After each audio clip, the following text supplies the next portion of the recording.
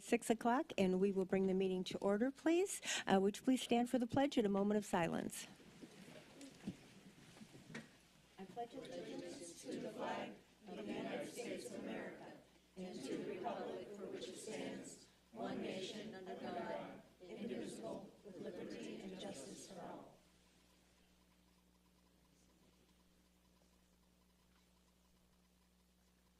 Thank you. You may be seated.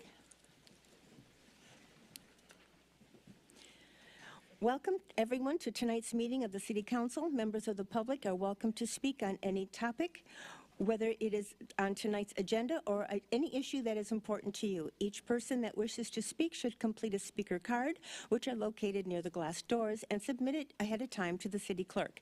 After you have been recognized to speak, please use the microphone at the podium and clearly state your name and address for the record. Please address all of your comments to the City Council rather than individual members. Direct all questions to the chair. Speakers will be given up to 3 minutes. All right, thank you. We have no presentations or modifications, and we're going to start with the public hearings and with the Stellar Townhomes. Ms. Fisher, thank you.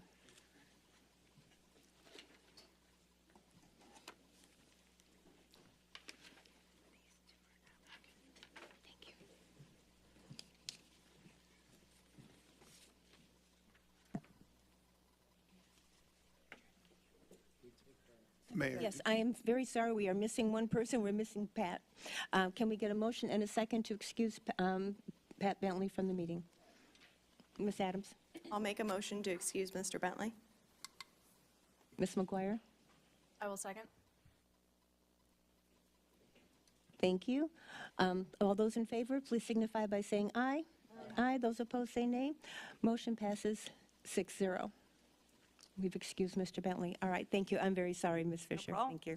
For the record, my name is Christy Fisher. I'm the city's planning director, and we were at the Planning and Zoning Board last week, and these items went before them, so they are now before you. And on the agenda, their label is Agenda Items 5A1, 5A2, 5A3. I'll let the city attorney talk about quasi-judicial.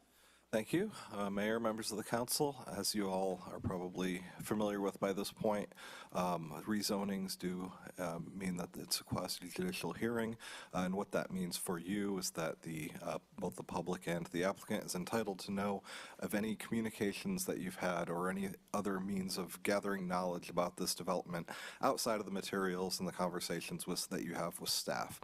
So if you've spoken with anybody, or even if you've gone by to observe the property for the purpose of trying to glean information, you should disclose that at this time, and I would ask you to do so. Thank you. Ms. Volz? Yes, I did have a meeting. I believe it was with Mindy, and was there somebody else there? Those two? Okay. All right. So there was several people there. Yeah. I don't know all their names, but I had a meeting with them about it. All right, thank you. Mr. Gaylord? I had a meeting with the applicant in person in December, and then I had a phone call with Mindy today as well. All right, thank you. Ms. McGuire? Very similarly, I also met with the applicant at City Hall, and I've also had some phone calls regarding it as well. All right, thank you. Ms. Adams? I had a phone call with Mindy earlier today about this project. Mr. Frampus? I had a text from Mindy today, but I couldn't communicate it because I had a different meeting I had to be to. So I just got a text, and we didn't discuss anything. All right, thank you. But I'll disclose it since there was a text.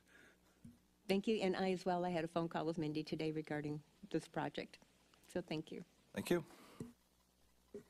Okay, a little bit about the background of the project. And remember, I just present this so that everyone's aware of what the project is. We are advisors to City Council.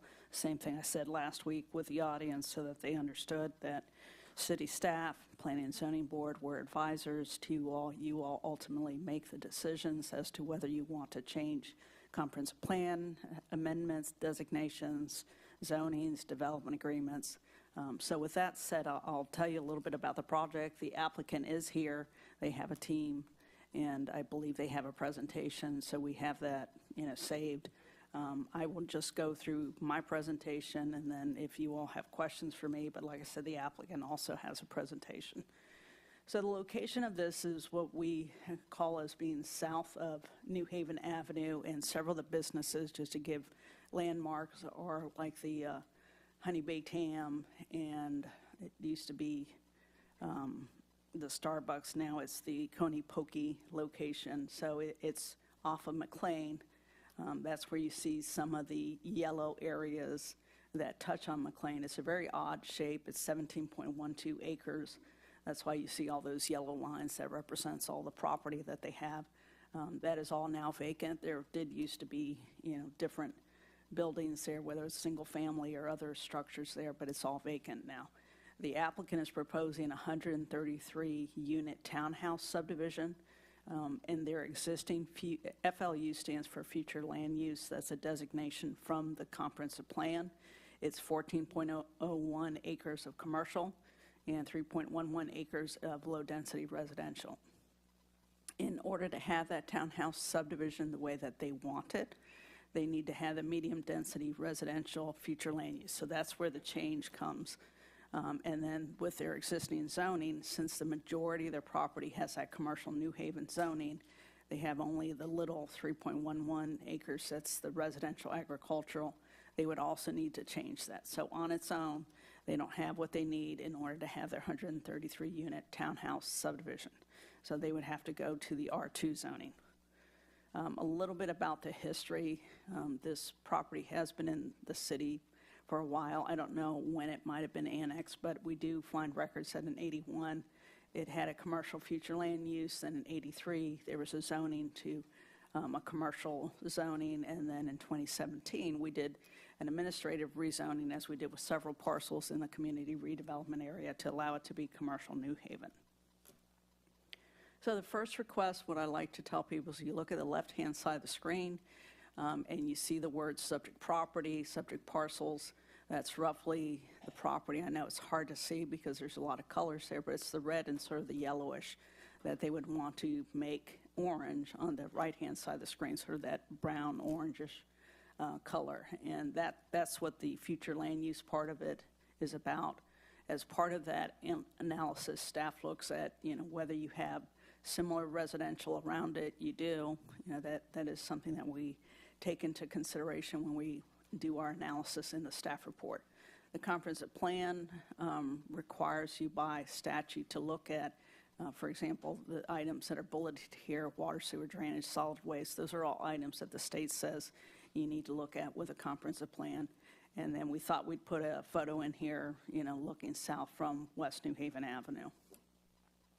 On this slide, we have two rectangles that I kind of draw your attention to. Staff also has to look at maximum impact. So we looked at, okay, if this remained as commercial, what's the maximum impact? So that's the first box, the COM and the LD-res. That's a possibility, unlikely, because in all these years since '81, it has not developed into anything commercial. The MD-res could have a potential of 171 dwelling units, or another way to look at it is the 50% building coverage. So that's a total. So again, those are things that the state wants us to show, because we do end up sending these items, if they get approved, to the state, and that's part of the analysis. I chose to do things a little bit differently with this comprehensive plan amendment, and I listed both the inconsistent and the consistent policies. So remember, there's a whole set of goals, objectives, policies part of the comprehensive plan, and the state of Florida requires that we see if this future land use amendment is consistent with it. To me, the one policy where it wasn't quite consistent was transition areas. Doesn't mean that they don't have it. It's just as staff, I'm always looking to provide the biggest buffer to existing single family. So I'm not going to belabor this point. They're going to talk to you about their buffer. They have images that show it far better than reading the words, so I'll let them do that. We did talk to the applicant about reorienting the site and having a portion of the stormwater to the rear of the site. There were citizens in the audience at Planning and Zoning Board who did not like that. So again, the main thing was just to make sure there was enough buffer. Another inconsistency in our perspective is that you have native vegetation and wetlands, and, even though there's a small wetland pocket, and it may not truly be functional in terms of the sort of the vegetation promoting, the animals and the vegetation that bigger wetlands do. That was an inconsistency. A lot of times other developers will incorporate it into a stormwater pond. They did end up telling us that some of the, what they call the fingers, contain the tree preservation areas. The city has a minimum of 10% of existing vegetation to be preserved. Another item was the transportation element, and this really had to do with, whether there was any discussions. They'll tell you about how their only access is to New Haven Avenue, which is, from the staff's perspective, that's better than having an access also to McLean. What have you done to talk to FDOT? So they can tell you whether since last week with Planning and Zoning Board, they had a chance to talk to the state. The things that they're consistent with is the medium density residential land use designation does allow for a transition. So if you picture that subject parcel and you picture that you've got on three sides the residential around it, and it's single family for the most part. So it does provide, continuation of residential. So that much is true, instead of having what previously, like we said, it was zoned commercial. You'd have sort of a chunk of commercial sort of in the midst of neighborhoods. Another item we looked at is, this is what we call infill development. It is part of the community redevelopment area, and it will integrate pedestrian sidewalks along both McLean Drive to the east and Donna Lane to the west. Other policies, public facilities objective, they have to deliver basic water and sewer. We have it, in the surrounding areas. They don't have a plan yet, so I couldn't tell you exactly, what the velocity is, how big the line size is. None of that has been figured out yet. That will come. That will come in the future to city staff, and our civil engineer and the team from Public Works and other people will be looking at it, but that's not what they have with this development agreement. In terms of housing opportunities, we do have a policy in the comp plan where we try to get different types of housing in the city, because there's all different types of sort of target populations, and you want to have enough for everybody. This is something that I always want to mention because of the way that the state made us put us a whole element in our comprehensive plan, saying that if you, basically it says if you have a piece of property, whatever the zoning is, you have a right to develop that property under that zoning. It does not mean that if you ask for a rezoning, you necessarily have a right to that, but there are certain things that local governments can and cannot do. Moving on to 582, the rezoning request, and I know this is sort of more the common thing that people are used to hearing about is the zoning. It has that commercial New Haven zoning, so that's on the left-hand side of the screen. On the right-hand side of the screen, you have the R2 zoning that they would like. It is consistent with our codes, and my last bullet statement there, it could contain more open space. That's something that is an aspirational request. Moving on to the development agreement. So normally at this point, we would ask council if they can make a decision about the future land use and the zoning, but because very typically you all also want to talk about the layout, I figured we'd just roll that into the presentation here. So the reason for agreement is those bullet statements in blue, the proposed uses. It gives us some limits on density. It limits the type of development to the townhouses. It makes clear what they're asking waivers for. We get to ask for architectural and landscape enhancement and to regulate entrance to US 192 and not to McLean. Stellar concept plan, I'm not going to read through this. There are different sections that are part of the development agreement. This is a development agreement that at this point in time we call a draft, and that's for council to be able to give feedback to both staff and to the applicant and have some communication about it. The development agreements have a 30-year duration, so that's the last bullet point. The conceptual master plan is this black and white drawing, And again, think of this property that you saw on several of the aerials that was sort of up and down. Now they've turned it on its side so that they can show you the layout. So McLean, Drive is this north to south road, and you really don't see New Haven Avenue here, but it would be here up at the top of the screen. So it's 22 buildings, 4 stormwater ponds. I'll let them, talk to you more about the layout. But this is what they had shown to the Planning and Zoning Board last week. These are some of the dimensions. Again, it's in the development agreement. It's just another way to present it to you all. The architectural elevations, this is so that the audience can see this too. You do have unified themes. You do have the slope roofs to make it look more residential instead of flat roofs. There's no balconies, but there is some banding of the window, and they can tell you a little bit about that in the concrete pavers in the driveway. So what I have here with these 6 bullet points is not the complete citizen input. There was some back and forth between citizens and the Planning and Zoning Board. So we took this aerial and we sort of overlaid what they have as their concept plan so you all can see it, and then you'll see some numbers. Those numbers to the left and to the right are just to depict sort of the addresses of some of the homes in that area. Okay, it's just a reference because sometimes people will say, live at 113, whatever street, and this was just to give us sort of a reference. There were several emails to the Planning and Zoning Board and to the City Council. There was concerns about the finger-like strip near 207 McLean, so really this number should have been down here, but this is what we're talking about. Concerns about drainage. Whenever you have older neighborhoods and you've got newer neighbors that are going to come in, they're going to be built at a different elevation. How is that going to be handled? And that's why we talked in the staff report about stormwater drainage and the pre-development versus post-development. Concerns about side yard setbacks near building 8, and I showed that as sort of like a red number 8 at the very bottom at the south end.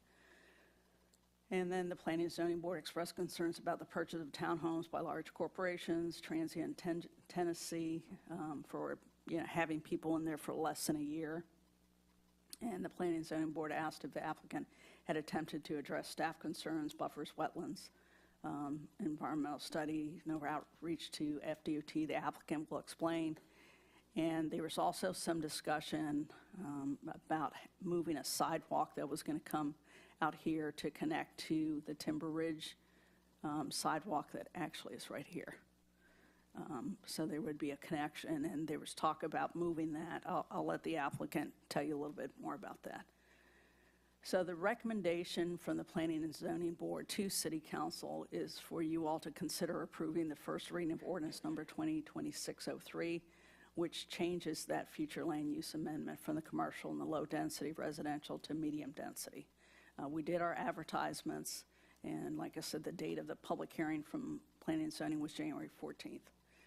For 5A2, the recommended rezoning motion from Planning and Zoning Board was to approve the first reading of ordinance number 2026-04, and that's to go from the commercial New Haven and the residential agriculture to the 1, 2, and multifamily dwelling unit zoning, subject to the development agreement being approved. And then this is the motion that the Planning and Zoning Board made for you all, was to recommend that you review this draft and consider, whether native trees 10 inches or larger within the southern finger absolutely could not be removed, thereby providing another buffer to the residents, that the development agreement be amended to include a restriction requiring 1-year residency and increase the side setback for building 8 to provide additional buffering to the existing single-family residential units to the east and west. So if I could ask the city attorney to help us so we don't forget to read the titles of those 2 ordinances. Okay, thank you, Madam Mayor. And there are 2 ordinances that I will read in turn. The first one is ordinance number 2026-03, an ordinance of the City of West Melbourne, Brevard County, Florida, amending the future land use map of the comprehensive plan to change the future land use on a parcel of land totaling 17.12 plus or minus acres, located at 1765 West New Haven Avenue, and as more fully described herein, from commercial to low-density residential to medium-density residential, providing an effective date. and ordinance number 2026-04, excuse me, an ordinance of the City of West Melbourne, Brevard County, Florida, rezoning a 17.12 plus or minus acre parcel of land generally located south of West New Haven Avenue, east of McLean Drive, and west of Donna Lane, 1765 West New Haven Avenue, and is more fully described herein, from commercial New Haven and residential agricultural to R2, 1-2, and multifamily dwelling district, providing an effective date. Thank you. All right, thank you. The applicant is going to speak next. Can I ask So hold on just one second before we go to the applicant. Will we have a question for Ms. Fisher? Mr. Frampus? I don't know if it's for Ms. Fisher or Mr. Rhodey.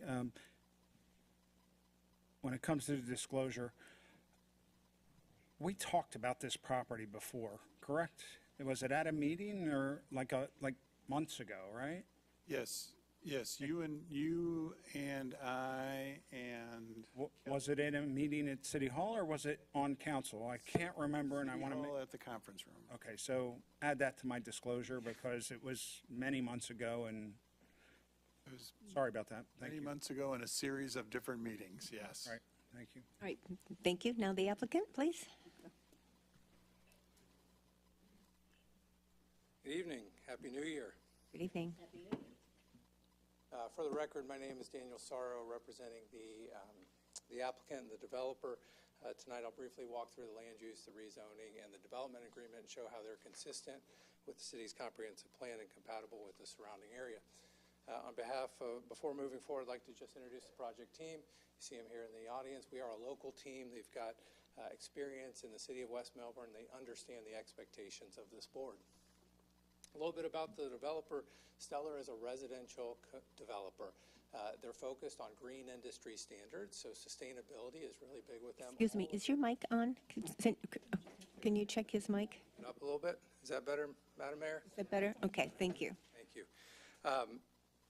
They're environmentally focused. They're green certification standards for almost all of their projects. They have over 3,000 residents living in Stellar communities to date. They have several projects here on the Space Coast. They're in either under construction, have constructed, or entitled.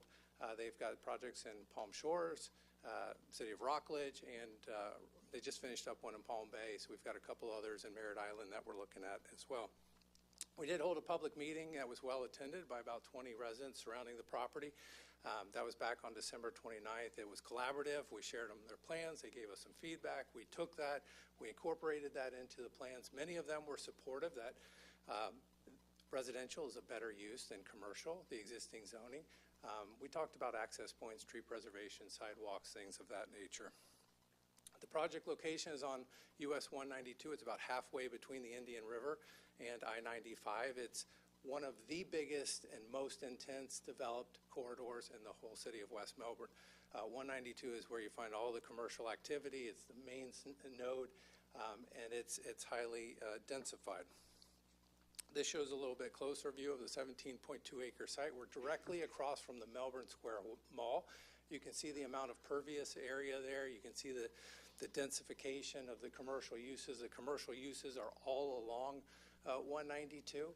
And this is one of the last remaining undeveloped parcels along this corridor. Everything else has been developed or redeveloped, and it's the commercial use. You've had out parcels, you've had restaurants, you've had other things develop along 192, but not this parcel. And that's because it's tucked far away from 192. You don't have those pass-by trips, you don't have those visibility, but it's zoned commercial. And I really feel that there's an opportunity tonight with this parcel, because we do have the land use and zoning of commercial, to change that. This is a true infill project. It's a hole in the donut. It hasn't been developed, and it's surrounded by development. So it's really important, and I think that we can find a use, the townhome use, that could be compatible to transition from that more intense commercial use down to the low-density residential surrounding the project. This is a closer view of the intensification of the Melbourne Square Mall and the amount of commercial and retail. It comes right up to our project site. So these commercial uses, that could be extended on our 17-acre site today. Commercial is what it's land use and zoned for. We feel that the townhomes are a much more compatible, much better transition buffer, and a much better use for the subject site. The site isn't what most people think of it today. It's undeveloped, but it's been a dumping grounds for furniture, shopping carts, couches, you name it. I think we found it when we were out there. The lack of management has resulted in informal use of the site. And furthermore, you see all that exotic vegetation. It chokes out the native vegetation and it degrades the ecological function of the site. So it's really a shame to see what's happening there, but with the proposed townhome community, we're allowed to go in, we're allowed to clean it up, we're allowed to repurpose the site for a good residential use and have a managed landscape, managed ecosystem that's good for the environment, meets the city code and all environmental standards. I thought Ms. Fisher did a good job talking about the land use, so we won't harp on that. Essentially, we can't do the townhomes right now because it's zoned commercial and has the land use of commercial. So that's why we're here before you this evening. One thing I wanted to point out is that there is a statutory provision that's allowed called the Live Local Act. And because we're land use and zoning of commercial, and commercial hasn't been viable for this site, really the alternative is to seek a residential entitlement. So a change from commercial to residential, which is what we're here before you tonight asking for.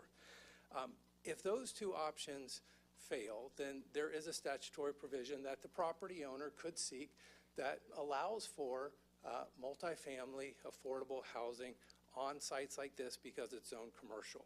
And this would be a good site for it. I'm just going to be honest because they go around the state looking for sites like this 17-acre site.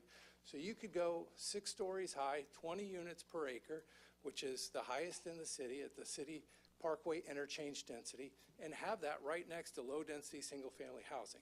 We don't think that's compatible, but it is an option for the property owner to move forward. In fact, Satellite Beach is dealing with this issue right now. They have a Live Local project, and the policymakers are feeling handcuffed because there's no real local control that they have over the project. The environmental is not what you've seen, as I showed on some of the previous examples. The site's really degraded. This little small wetland is overrun by exotics. It's man-made, we think. It's not connected to any other waterways. Very poor quality, not worth preserving. When we went out to the site visit, there were also no known listed species, so no good wildlife was there as well. Transportation, I did want to touch on this because by changing from commercial to residential, it's effectively taking almost 10,000 trips off the road, so lessening the roadway impacts, lessening the amount of cars on the road. By going to a medium-density residential, you're effectively reducing traffic in the surrounding area. This is our proposed site plan that we're presenting before you. It is a true infill project. You can see the transition from the commercial uses along 192, some of the big boxes, some of the retail, some of the restaurants, as you go closer and farther to the south in the Canova Park neighborhood. You wouldn't want commercial halfway through the site. It just puts it too close to the existing low-density, single-family detached neighborhoods. This is planning 101. It's my profession. It's how it started. You didn't want single-family homes right next to industrial in New York City. So they created this zoning, this planning, this transition of uses. And that's what we've tried to do with this project. It is a greater buffer to the commercial and the lower density residential. A little bit on the retention pond. We strategically located it here because all of our land development analysis, early engineering, said that this had the best soils. This is where the best generation of fill would be. It was going to minimize import. We still have to go through St. Johns River Water Management District, the City Public Works Department, do detailed engineering designs. But preliminarily, this is what we have found out. The villas of West Melbourne, just to the south of us, did the same thing. Located the pond in the same location. This is an existing CRA. The entrance that we designed does have one main point off of 192 into the community. This is a nice, grand, upscale entrance. It'll be a gated community. We added pavers at the intersection of the parking lot as well as the entryway. We enhanced the landscaping. We've got several amenities that you would find in one of your nicer communities in the city of West Melbourne. Got the tot lot, the pool, the mail kiosk, all the things that the residents enjoy now, as well as the fountain and the features. Did show the buffer along Lee Road, McLean Road is a similar application. We're only required to put 20 feet. So the townhomes could be 20 feet up against the property line. We're 45 feet, more than double of what's required. We've got the 20-foot buffer, we've got the 25-foot rear setback. Another thing that the developer has done is chosen to put pavers in their driveway instead of the asphalt or the concrete. It's a little bit higher of an aesthetic, looks a little nicer, a little bit more expensive, but our residents appreciate it. The style of architecture is transitional. That's between modernism and classical. So it doesn't have all the heavy ornamentation that you would find in the classical. It's in between. It's timeless. It's really well received. It provides a nice balance of uses. And that facade treatment that you see on the front of those buildings is going to be on all four sides. So we're going to do it on the sides and the rears of the building also. A little bit about the project revenue. Annually, this project will generate about $72,000 in ad valorem taxes, reoccurring funding source for the city, then a one-time building impact fee of approximately $666,000, and that'll pay for our proportionate fair share of the infrastructure costs, so you don't have to burden any of the existing taxpayers. Recommendation, I think Ms. Fisher did a great job of presenting all sides of the project. But before I walk through these next points, I would argue that we are 100% consistent with the 2045 comprehensive plan. We've gone through each of the policy elements, and the first one that I just like to kind of respond to is that we're not a multifamily development. We're a platted, fee simple, attached project. We've got more than enough buffer, twice the amount that's required by code, and we're meeting all the open space criteria. So that is factual. That is something that we're attesting to. Same thing with the natural open space policy 5.5. We meet all the open space requirements. In fact, this is a townhome project with 57% pervious area that's either green or blue. In a townhouse project, it's almost 60% pervious. That's huge. So that's a lot of open space. Typically, you find townhomes about 75 or 80% pervious area. And then the second one that staff was mentioning was policy 2.3.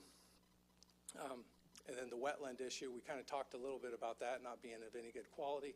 And then policy 2.4, where we do have a transit stop located directly across the street at the Melbourne Square Mall. We are removing almost 10,000 trips from the roadway network. We're providing 3 sidewalk extensions, and we're committed to providing rideshare opportunities throughout the community as another option. Staff identified several policy items that you see on your screen that we are consistent with the 2045 comprehensive plan. We're in agreement with those. I think it's well supported by both policy and site conditions, and it represents the appropriateness of what we're asking for and compatibility, appropriate transition in land uses, and reinvestment within the CRA. In conclusion, I just like to read a little bit of the blue that staff has come to. The development is anticipated to have minimal impacts on the surrounding properties. And dropping down a little bit further, the project is designed to provide an appropriate transition between the more intensive commercial uses to the north and the lower density residential neighborhoods to the south. And then just past Wednesday, we did have the Planning and Zoning Advisory Board where they recommended approval of all 3 applications. They found us consistent. And in a similar rationale, we respectfully ask the City Council to concur with staff's findings, the recommendation of the P&Z Board, and recommend approval. On behalf of the project team, we thank you for your time. We thank you for listening to the presentation. And we thank you for your support. Thank you. Thank you very much. We have one question before we open the public hearing. Did you want to ask a question, Mr. Frampus? Yeah, I had a question for you. After the Planning Zoning Board meeting, did you guys agree to their 3 changes?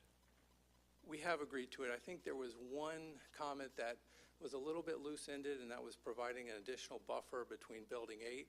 And we just wanted to put on the record that we'll make it consistent with the other buildings and make it 45 feet on each side. So that was the only thing that I think was a little bit left. The residency rule as well? Yes, sir. Thank you. You're welcome.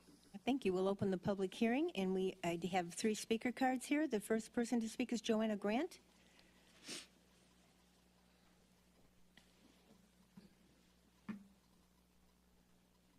speak your name and address into the microphone.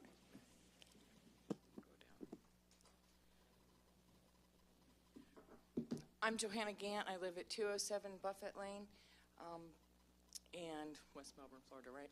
If you could pull up the plat map, if you don't mind, ma'am, that shows the actual development on it. I know I'm killing my time here. All right, with all the buildings and the numbers. You can go back one more, two. Go back two. All right, so I live in that little piece there that's, yes. No, you had it right the first time. When we had the meeting before, I wasn't really exactly sure about the side setbacks, but our property is also affected by the building, I believe it's 12, for the same reasons that building 8 is, because that's directly on our driveway right next to our house where it's built. So, and it also takes up part of our driveway, and we've spoken with the developers about this. We're trying to work out a compromise. They also have sidewalks going out to McLean at that point next to our private drive on Buffett Lane. And there is no connection to the sidewalk other than to walk the 25, 30 feet across our driveway, and then it's a grass area, and then the sidewalks into the Timber Ridge subdivision. I would like for it to see it down further. If there are city plans to put in sidewalks, it would connect them at that point. The other thing, because they're really sidewalks to nowhere, correct? The setback back to our stuff, and then the finger, we would like to maintain that ourselves because we own that property up to that point, and so do our neighbors at 217, and we would be happy to maintain that property and maintain the natural vegetation without any interference or any problems from the development. And then we also have a lot of flooding on our lot, and we are very much set back from that little wildlife or wetland area that was there.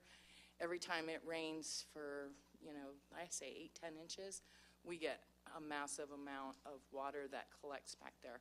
So there is going to definitely be some issues with drainage on our property from the sides.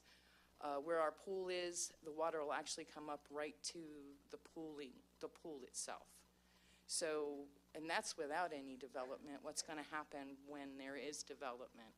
So we really need to hope and pray that they will figure that drainage problem out. And we do not have, my husband and I, do not have a problem with going the low res because we do not want a 6-story building next to our home. So that's, I think I covered it all. Yes. But we would really like to have some more setback for the sidewalk, for the side on our, would be our north side. Thank you. Thank you, Ms. Grant. Does the applicant wish to rebut? We're going to rebut each speaker? No, the other two are actually the applicants. Well, great. Thank you, Madam Mayor, Madam Deputy Mayor, and members of the City Council. We did meet with the resident who just spoke, and we're agreeable to making the sidewalk change. We're agreeable to working with her and the other property owner adjacent to that little sliver so that there could be some sort of arrangement with a dedication or a transfer. We're committed to keeping the trees in there, but if there's a way that we can dedicate that piece of property to them, and we're happy to do it. We have no use of it. And in terms of the drainage, today's projects really are held to a higher standard than they were. There's been mismanagement of the whole site. Has been relatively no improvements, so the water just goes wherever right now. We have to keep all of the water on our site. We have to channel it and convey it to proper stormwater detention areas and retention areas. So generally speaking, when you develop today, it helps the surrounding drainage areas. We're required to take on certain flows on site, and I think it will alleviate some of the problems she's experiencing now without really any kind of a plan. City Council member Preface, I did just want to note one thing, that the 3 items that staff recommended, one of those items did not include the residency. So I wanted to make a point that the recommendation that staff had on there didn't include that one. We did want to keep it as 6 months instead of going to the full year, just for the purpose of if somebody, is in the National Guard or something and they get called away and they live in this community and they do want to have to rent out their property for longer than 6, 7 months or something, we want to give them that opportunity to be able to do that. Restricting it for a full year is, it could be a little burdensome to some of the property owners. So just wanted to ask you for consideration on that. I think a year is kind of the standard of what some of the communities are doing these days. I think a year would be fine, but that's up to the council. Thank you. Ms. Volz? Yes, sir. All right, so we're still in the public hearing. Is there anyone else from the public that wishes to make a comment on this before we close public hearing? All right, seeing nothing, we'll close the public hearing, bring it back to council. Ms. Volz? Yeah, now that you said all that, now I forgot what I was going to say. The question I was going to ask him. But I'll think about it. All right, thank you. Ms. Adams? Thank you, Mayor. I do have, I do. would you like to go? Yes, I do remember. Volz. Yes. Is there going to be an HOA?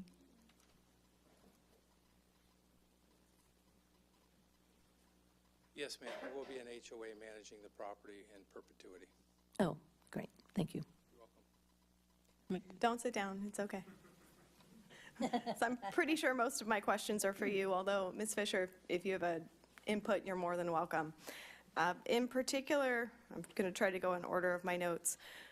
With it being, this one's first for Ms. Fisher, with it currently being zoned commercial and the way I know Live Local was brought up, have we had any applications in terms of commercial recently for this project or any interest from a Live Local perspective? No, you remember I've been here since 2007, and Keith Mills was here before, and, he would tell me how there had been a few affordable housing projects that even before my time had been sort of bandied about, but the zoning at that time had not been changed. So this property has sort of always been ripe for speculation of some sort of, Dan is right that it's not technically multifamily, it's just that the point is to sort of have buffers between, some of these uses. So we've always had residential. Mr. Rohde remembers sitting in on several pre-application meetings we had with other developers who wanted to do apartment complexes. They weren't Live Local, but they were apartment complexes. So that seems to be what we've always had people inquire about this property. But none for commercial? Not for commercial unless it was very little commercial. We did have somebody who wanted to put in 1,000 square feet of commercial, which is a tiny, most convenience stores are like 2,000 or 3,000 square feet. So it was just a token commercial. Okay, thank you. In regards to the development agreement and part of the input from the residents and staff, I echo Mr. Frampus's comment that I think a year would be better than 6 months. Is there flexibility on that? There is, and I think what it was that we didn't have a rental, a rental prohibition, but there was a 1-year minimum, and we are agreeable to that, yes. Great, so we can make that change? Yes. If we decide to move forward with the project. Great. In terms of the input for more open space, I know with your current design, Christy, if you could go back or forward, I don't know which direction it was in terms of the PowerPoint that had kind of their overlay of the project. This one? No, it had the green space and the Let me ponds. go to theirs. Okay. 1 minute, please. Yeah, the other one, I just wanted to show the addresses. Ms. Adams, can we get clarification on what he just said about the rental aspect Sure. of that? You said there's no agreement for, you had nothing in there about rentals. We're talking about, I think what I understood that planning and zoning wanted is you had to live in the residence for a year prior to being able to rent it. That's what you're saying? You're okay too? Okay, thank you. Sorry. No, you're good. That's how I understood it, so I wanted to make sure we were good. Yeah, Hi, I'm sorry, I don't have a card filled out, but I will after I'm done speaking. Kelly Delmonico, Planning Consultant. To clarify where we're coming from, the Planning and Zoning Board had a fear of large corporations coming in and purchasing properties and then immediately renting them out to people. So they requested that we consider 1 year of residency after purchasing a piece of property before you can rent. That we do not want to do, but what we did say to Christie was, instead of the 6-month rental restriction that we currently have in the development agreement, that we could move that to a 1-year rental restriction. All that mean? Yeah. So if you were to buy the property and you purchased it as an LLC, we didn't want to tell someone they couldn't rent it out for a whole year. Okay. But once they rent it out, What planning and zoning was asking for. correct. And what we're saying is we're happy to restrict the rental time period to 1 year or greater, but we didn't want to start regulating people coming in, whether they were an individual or an LLC purchasing the property, so they couldn't rent it for a whole year. That's what P&Z was asking. But part of what's bringing forward to this council is the fact that it's owner-occupied townhomes, correct, Christie? That's what I'm understanding. And so to me, that says the person or entity buying the property will then be there for a year before they decide to do anything else. That's how I understand it. Permanently. But that's not what's coming forward, correct? Right, because what they didn't do was their rental restrictions section reads, "The applicant shall provide a restriction of any rental periods less than 6 months within the homeowners association documents." So that's where we're talking about, is it less than 6 months or less than 12 months that they're going to provide a restriction on rental period? And to me, it was two things that Planning and Zoning Board wanted. One, they didn't want the corporations, to be buying these units, en masse, and then, not really having it be an ownership type of product. Which is why they ask for owner occupied for a year. So can we ask why you're not willing to do that, if you'd like this project to move forward?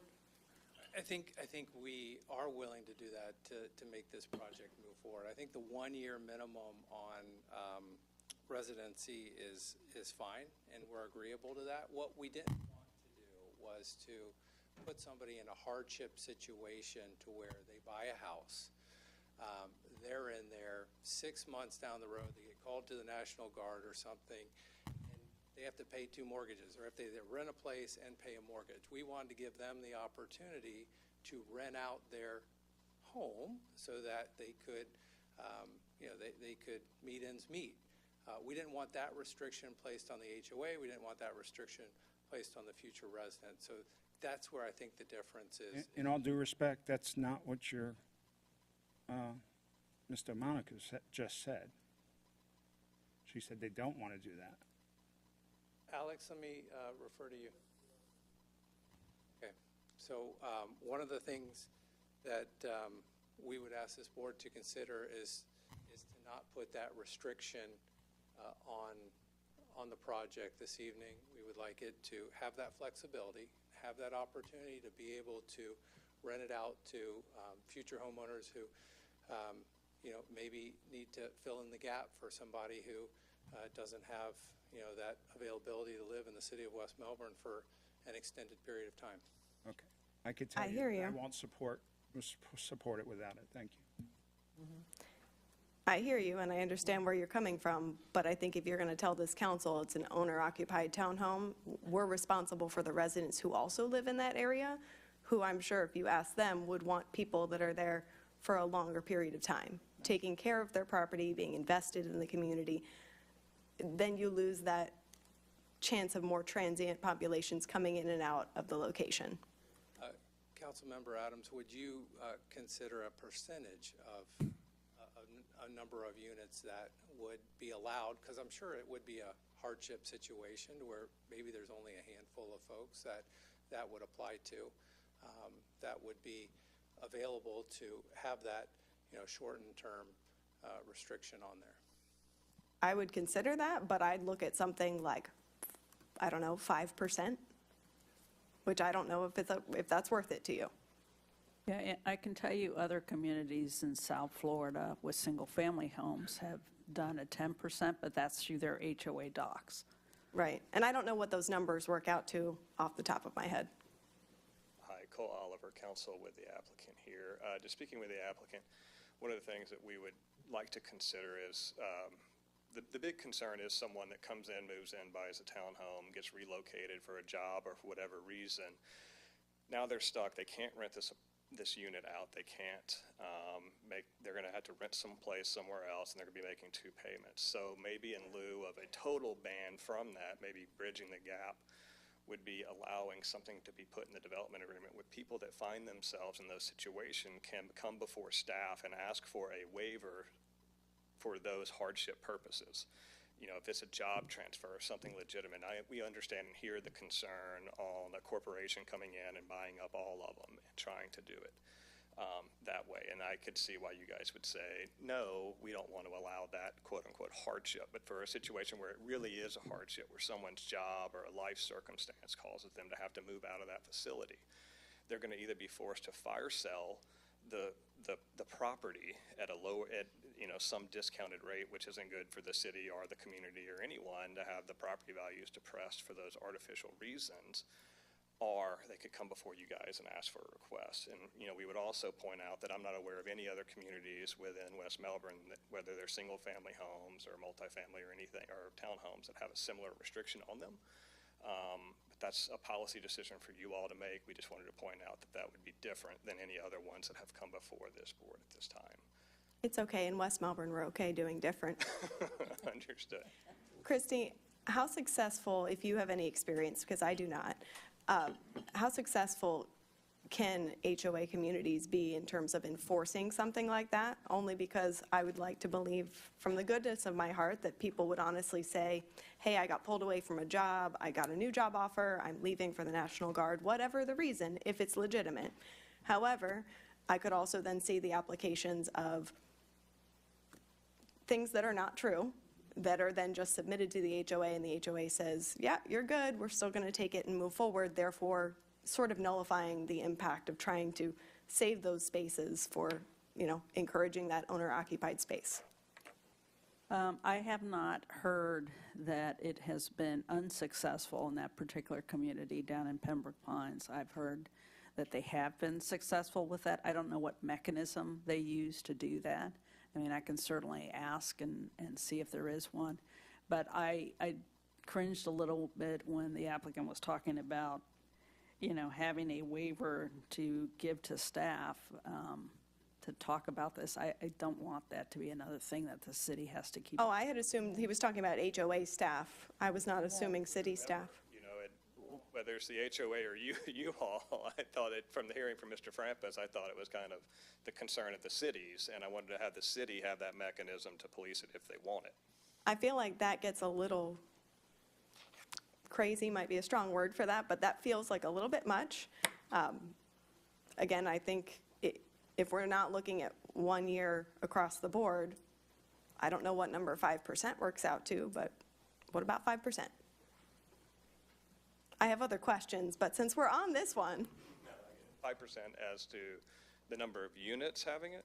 Or I'm not understanding the question, apologies. If you're looking at a low number of units that could have that flexibility of someone who needs to leave before their 1 year of owner-occupied time. Yeah, going back to the enforcement, how we would apply this, my concern would be is how do you identify those 5%? And if it's going to be building 8, for example, well, it may be the owners in building 1 or 2 get relocated, and then we're right back in that same position. If it was 5% of the overall project, that they could do that annually, I'm not sure my client would necessarily have a problem with that, but I would have to. I can say that the homeowners association does it by first come, first serve. They report that they're renting the unit to the homeowners association, and then once they hit the 5% level, nobody else can do it. And the enforcement, if it's in the development agreement, the enforcement would come that if a homeowner suspects that the number's higher, then they would have to come to the city and say they're violating the agreement, and then we would have to enforce it, I would think. Yeah, I think this is a really important topic for the council, and I would ask that we just take a step back for a quick second and really separate these two items. Because I think we keep talking about them together, but to me, I think they're two totally different subjects, both very important to the council, both very important to the developer. But I think, question number one is a mechanism for the corporate sales and the thought of this just becoming a, big company purchase entity and becoming a rental, right? And I think that's kind of question one for the development team is, I don't necessarily. Can we want to fix vote that? on the zoning and stuff changes if you're talking about and they're both, right? But voting off the development agreement. yeah, well, and I think the question number two then is, okay, if we can agree to a percentage that can be non-resident that lives there for a year and then becomes a rental, if we can agree on that percentage, then the question is the rentals, right? And how long and what percentage of the variations that can be. Because I think that, to me, the first question in this is, knowing the council and their past actions, is the desire not to have this be a corporate entity. And so I think, to me, that's kind of how I see it. And I think both those questions are important to the council, but I think we can't get to 6 months or a year topic until we address the bigger one, which is the corporate ownership. I think you're spot on, and kind of taking them, maybe the second question first, which I think is the easier one from our end. Our client has agreed to shift that minimum rental period of time if someone does rent it, which is the harder question, from 6 months to a year period of time. So your shortest rental available would be 1 year to try to minimize some of that, I'm not going to say vagrancy, but transiency of people coming in and out of the community. That one, I think, we're agreeable to on our end. I'd have to ask my client. We're halfway there. In other words, we're halfway there on that topic. That's fine. Do you guys want to caucus for a couple of minutes?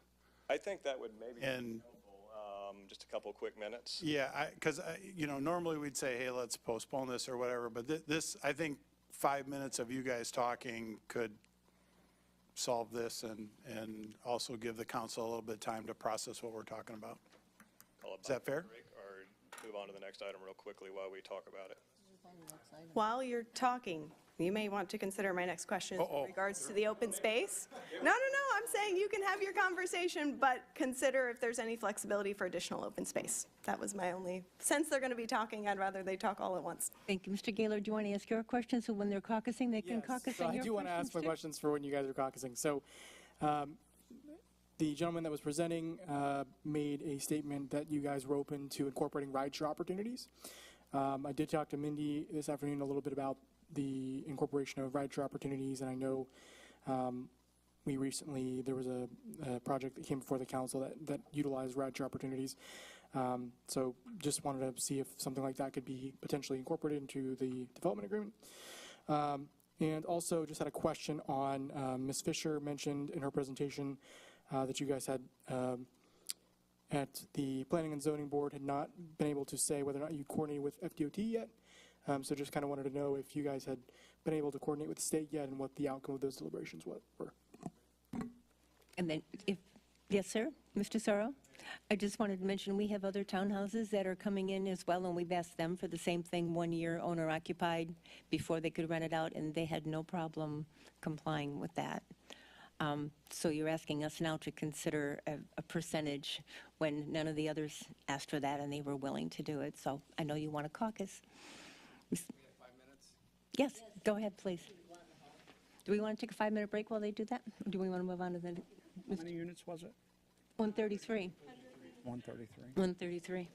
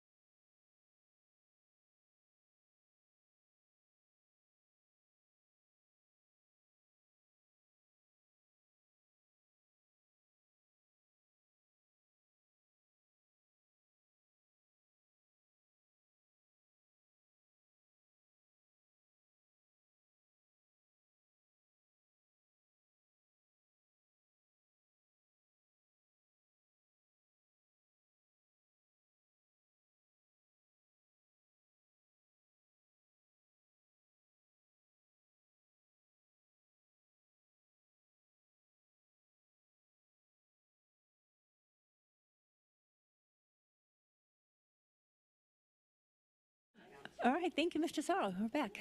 Evening, Madam Mayor, Madam Deputy Mayor, members of the City Council. Thank you for that opportunity to discuss with our team how to properly respond to several of the questions raised by the board. And the first one, I think the main one with the residency and the rental being 1 year, we want to agree, similar to the other applicants that you mentioned, Mayor. So we're good with that.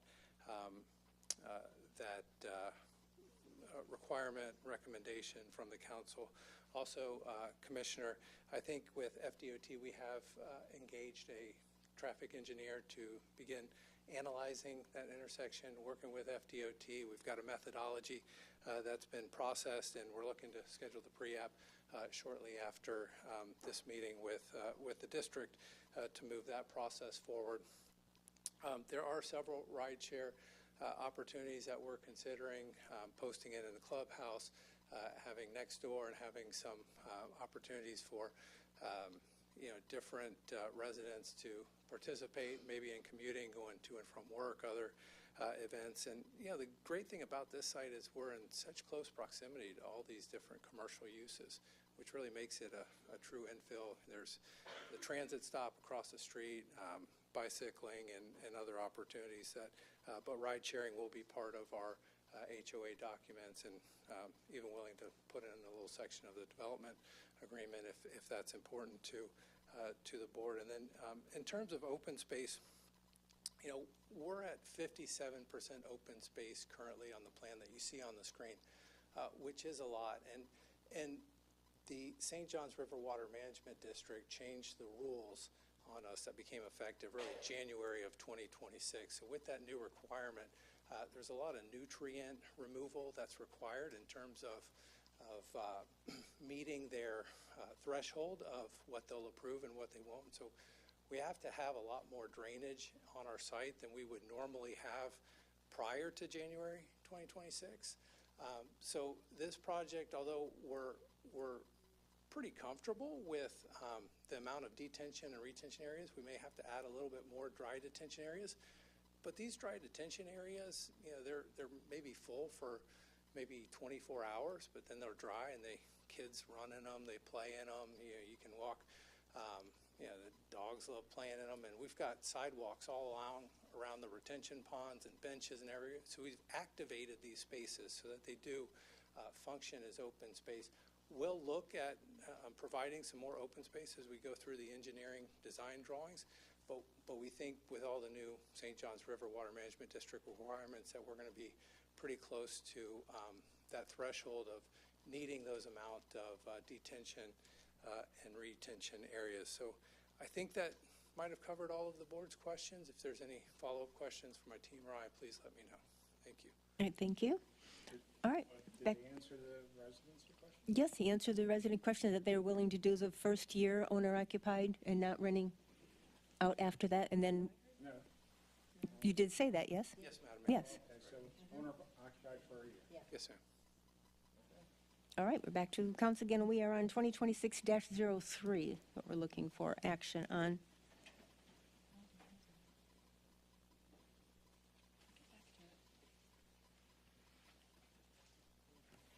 You said you're looking for action on it? Looking for action on 2026-03, looking for, We need action on the first? that, First? that is the first one. 03 is the first one. Dash 03? Yes. That is the first one. 03, The 04. comp plan amendment is And then the 2026-03, and the rezoning ordinance is 2026-04. Right, you want them all separate, right? Yes, they have to be voted on separately. All right, Ms. McGuire. All right, I will make a motion that we approve the first reading of ordinance number 2026-03 as written. Ms. Bolts? Yes, I would like to add the changes that we just agreed upon to be added into that. Okay, that's with the third one. Okay, so Yes. we're just on 03 Okay, yeah, right just now. on that one. I'm second that. Mhm. Okay, all right, thank you. Ms. McGuire, your light's still on? Nothing? You finished? All right. So we are on 2026-03. We have a motion on the floor from Ms. McGuire. We have a second from Ms. Foltz. All those in favor, please signify by saying aye. Aye. Those opposed, say nay. Motion carries 5-0. 5-1. 5-1, I'm sorry. I'm looking right at him and said 0. 5-1. All right, next item is 2026-04. Ms. Adams. I'll make a motion to approve the first reading of ordinance number 2026-04 as written. Thank you, Mr. Gaylord. Second. Thank you. We have a motion on the floor from Ms. Adams and a second from Mr. Gaylord. All those in favor, please signify by saying aye. Aye. Those opposed, say nay. Motion carries 5-1. All right, thank you. All right, next, the development agreement, which is, So just keep in mind with the development agreement, action on the development agreement will be on the second reading. So we include the development agreement for discussion so that everyone can see what's in it, have these discussions like we did tonight about the rental periods, those kinds of details, and then see the detailed site plan. So there's no formal action on the development agreement this evening, as it's just a draft. And then that development agreement with those changes will come forward for the second reading in 2 weeks, I believe. But if I could have clarification whether you all agree with the 3 bullets that the Planning and Zoning Board had, or there's something in addition to what we just talked about with the occupancy. So specifically with this 3rd bullet statement, you heard the applicant say they agree that they're going to have side yard areas that are a little bit bigger. You heard the resident come up and talk about the concern of the proximity to Building 12. Didn't know if you all wanted to discuss that. That wasn't really discussed, I don't believe. Ms. Foltz, your light is on. Yeah, sorry. Ms. Adams. Thank you, Mayor. In terms of the additions recommended by the Planning and Zoning Board, I think they're good.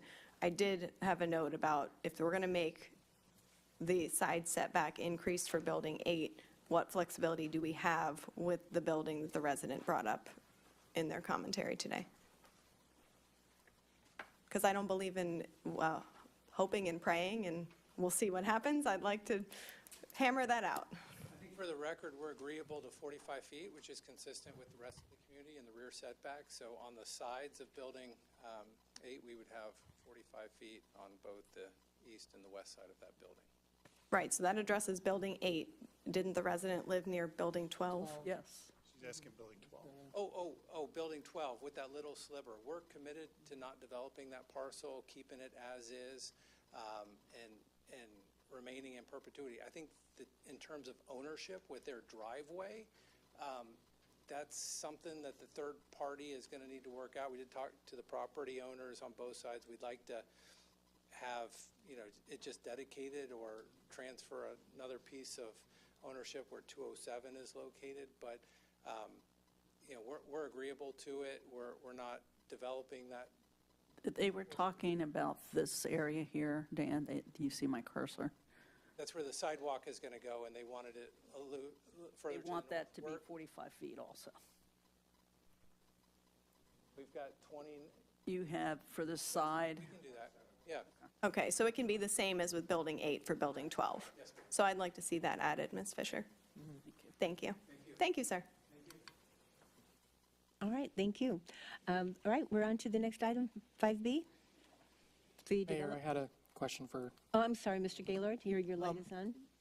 Ms. Fisher. You had asked about incorporations. I'd like to be able to see something in addition to the stuff about Building 12, about the sidewalks that were mentioned by the resident. You guys had said that you were committed to connecting those sidewalks. We And are to at move. staff's recommendation. That was one of the things that they had brought up during the DRC review. And I think we even saw an exhibit this past week that showed it going a little bit further to the north, I think in between 2 of the buildings, and we're agreeable to that as well. Okay. And then are you going to put something in there or work with Ms. Fisher about the dedication for that strip that you were just talking about? Sure. For that? We'd work out the detail. Okay. Yep, that was all I had. Thank you. All right, Thank you. thank you very much. Item 5B. Okay, this is the second reading of another agenda item that we had about a month ago. We're calling these the Carassi Slivers. Carassi is the name of the family that owns the property there at the intersection of Hollywood and Eber Boulevard. So for the record, the applicant is Jessica Gow, the attorney for the property owners, which are Brevard 12, Brevard 8, Brevard 24. And this time, we're only talking about 3.12 acres. So on this aerial, you can see you've got 1.06 acres that's near West Melbourne Landings. And you have 2.06 acres. Maybe we'll wait just a minute here until we get the room cleared out.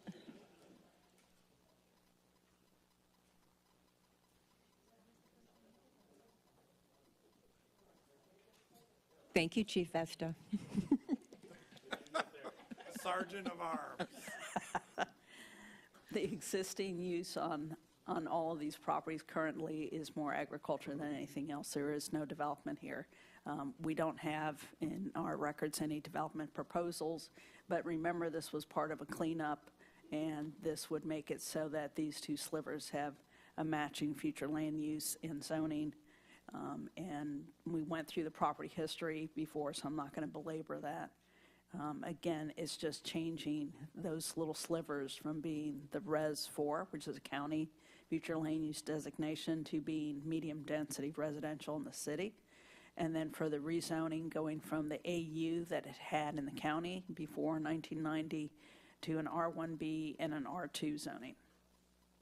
We're not going to go through the analysis because a lot of this was really dependent on the development agreement, and you all in December did approve that development agreement. That development agreement set limits on what they could use those little slivers of property, that it's not going to be for buildings. They're going to work with Brevard County, and they're going to use those as buffers if needed. There's not really going to be impacts to surrounding neighbors. So you've got West Melbourne Landings on the north, you have Manchester on the south.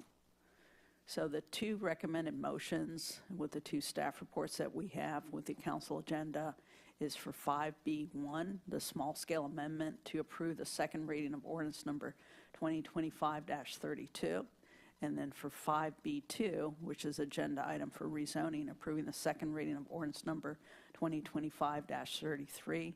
And the applicant, Mark Watts, is in the audience if you need to ask the applicant any questions. All right, thank you. Mr. Frampus, did you want to ask Mr. I make a motion. What? No? All right, thank you. Your motion? We need to read anything? Yes, sir. Do you want to read the? Yes, we have two different ordinances. Once again, I'll read the titles in turn.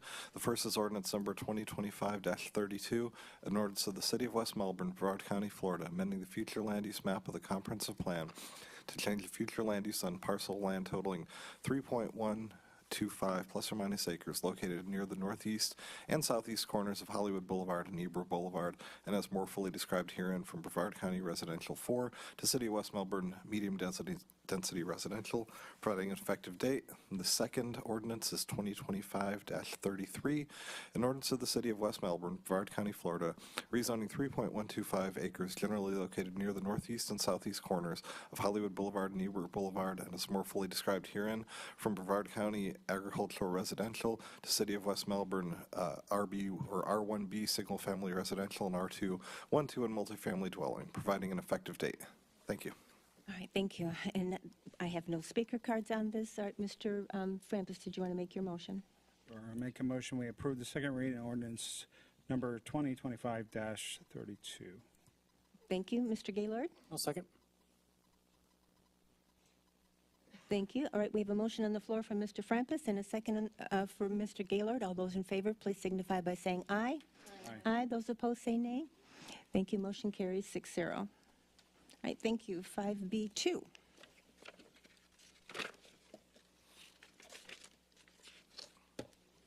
Ms. Fisher. You have the motion up here, 5B2, to rezone the property. All right, thank you. Mr. Frampus. Make a motion, we approve the second reading of ordinance 2025-33 as written. Mr. Gaylord? Second. We have a motion on the floor from Mr. Frambus and a second by Mr. Gaylor. All those in favor, please signify by saying aye. Aye. Those opposed, say nay. Motion carries 6-0. All right, thank you. That was easy. All right. Next, item 5C, annexation. Properties located at 930 South John Rhodes Boulevard. All right, the property history, we're moving to another part of the city here. This is on the west side of John Rhodes Boulevard, near Woodland Park and Fortune Place. It's the area that is shown with the yellow rectangle. It's a small property. It's 2.75 acres in size. This would be the second reading if you all approve annexing it. And we did send out notices like we do for every item that's before you with public hearings. We didn't get any phone calls, emails, or visits from adjacent property owners. They do meet the adjacency requirement for the city limits, and there's not going to be, really any building on here. Remember, this is the site that's proposed to be dedicated to the city as a park with a walking trail. And if we, do annex it tonight, then they're going to end up, if you all approve, the UD res designation and the R3 zoning, so that it would be consistent with the rest of the property that was to the west of it.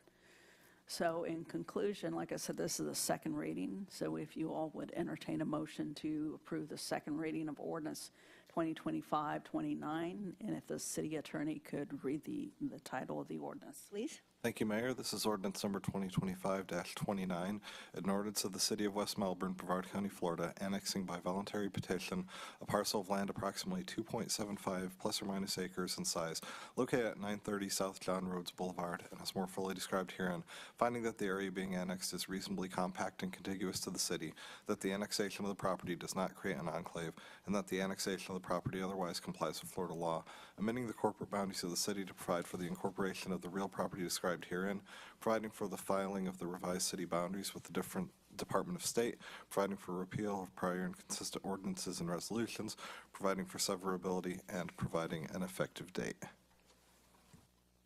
All right, thank you. I have no speaker cards on this. I have lights on. Ms. Volz?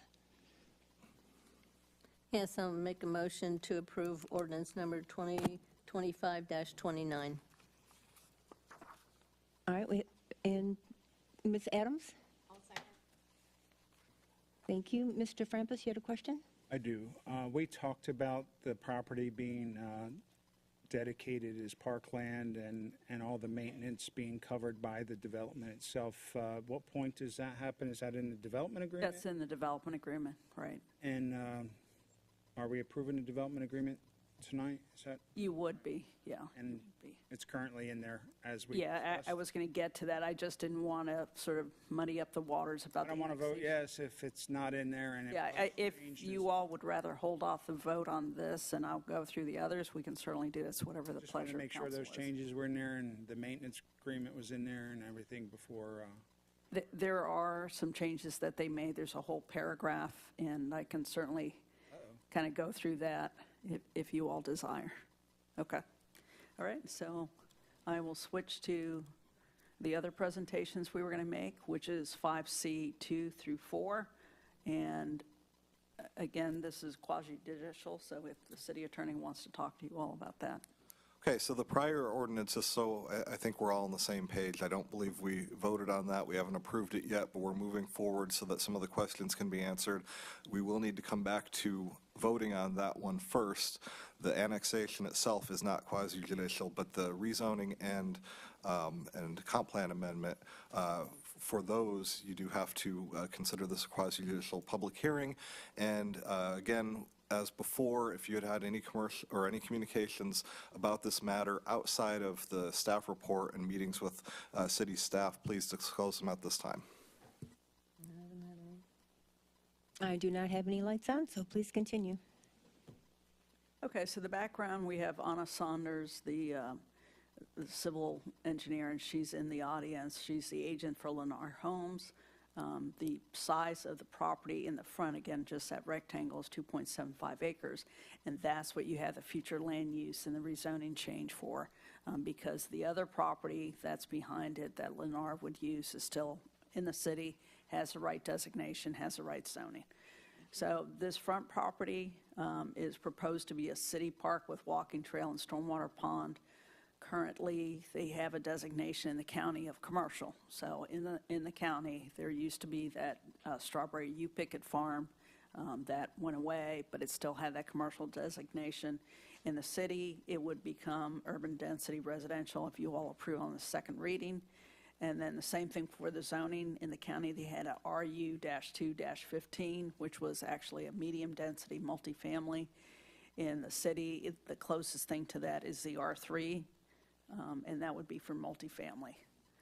So 5B2, so that's the agenda item, is, again, this request for what we see on the left-hand side of the screen, the CC, to what would be consistent in the coloring for having that sort of taupe color of the urban density residential. We do our analysis about compatibility, and it is compatible, and it's consistent with the land development regulations. We look at the comprehensive plan. Remember, this property is not going to have buildings on it, so although there may be, a water connection, if there is going to be any, you're not going to have bathrooms, you're not going to have other facilities that would require utilities. The maximum impacts, even though we know what this is going to be, which would be, park property, we still have to go through the exercise of looking at the maximum impact if this property were developed on its own. So meaning if 2.75 acres were developed, we've gone through that analysis. We've identified that it is consistent with our future land use goals, objectives, and policies. And this really has to do with delivery of water and sewer. That's one of the things. And then we've talked about private property rights. In this case, the private property rights is not as, sort of a prominent, because they're going to be upon creating the subdivision, they're going to dedicate that parcel of land, that's 2.75 acres, to the city. Switching gears to 5C3, which is the rezoning request. So again, we talked about that the zoning right now is what they have in the county. By virtue of you all doing the second reading of the annexation, then we need to do a zoning designation, which would be the R3. And then, looking at this consistency with land development regulations, they would be consistent with the R3 zoning with the future land use. The application doesn't contain conditions or limitations that wouldn't be applicable to other properties. So where they're not asking for anything different or special about their zoning. The city would get the park for use as a walking trail, and for Lennar's stormwater, that's sort of the benefit that Lennar would get, would be still having a stormwater pond. And this would also provide additional buffering to the low-density residential that's to the south. So shifting gears to the development agreement. The property has a history where part of it was going to be developed with apartments. So that history has, kind of gone to the point where we are today, that in 2025, they would like to develop the whole site as townhouse lot. And I had a member of the audience asking me, how is that different than a condominium or other types of things? And a townhouse lot is not a condominium. It means that you actually own the land that the building sits on. So your portion of that unit, you own the front yard and you own the backyard. You actually have a legal description of the land that you own. A condominium, you do not have that. So we're not talking about condominiums. We're talking about actual little lots. With this layout, it would be that front 2.75 acres, the back 14 plus acres to equal about 16 and a half acres of development. They are proposing a 144 unit development. And so remember that the key phrase here is fee simple, that they own, the lot that they would have. So that means they still have to go through a subdivision process. John will talk about the changes in the code later.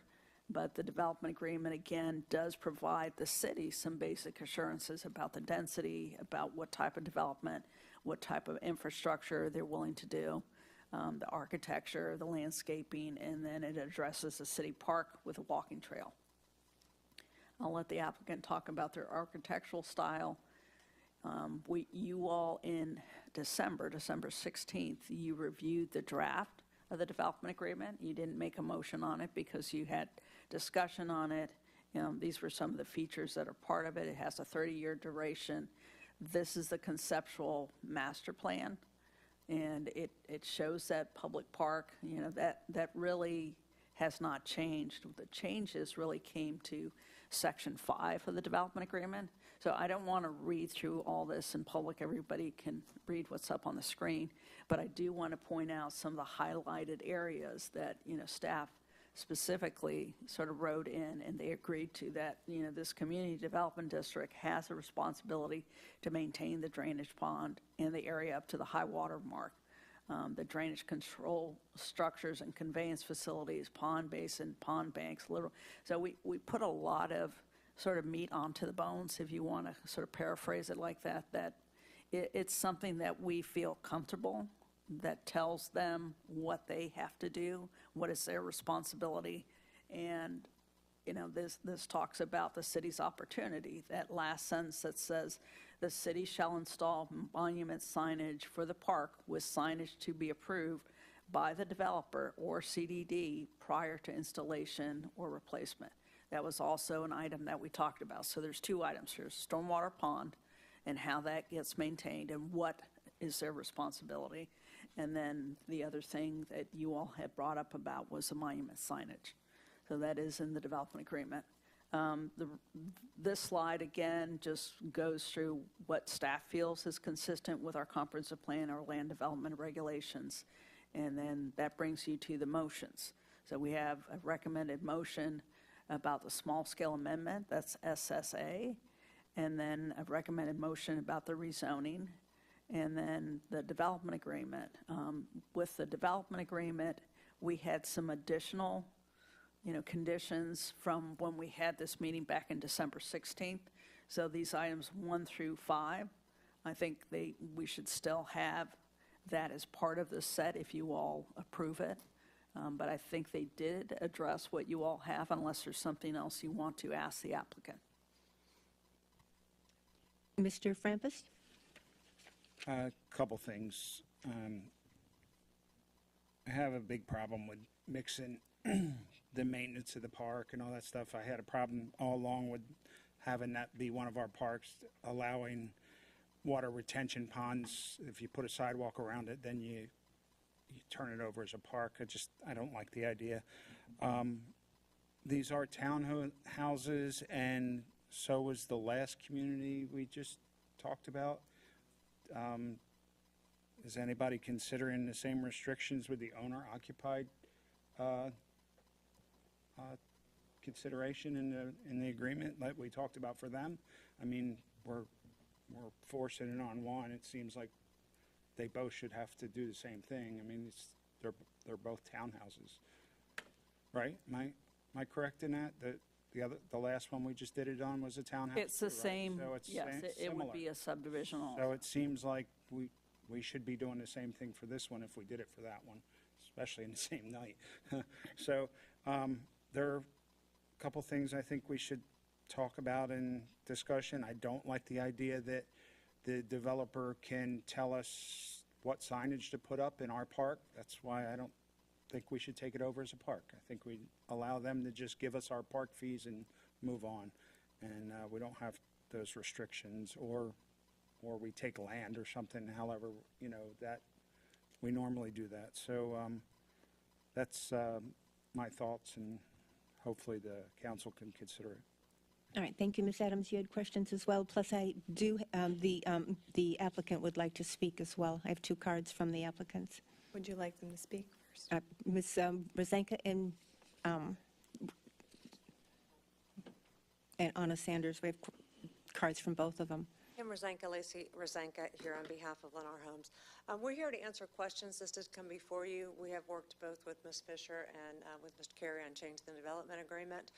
The reason for the sign is we just don't want bright LED lights shining into the We want them homes. consistent with our other parks if it comes. And that's, yeah, that was the reason for that. Lennar was concerned that we didn't want LED lights shining in the townhomes. That was the only reason for that.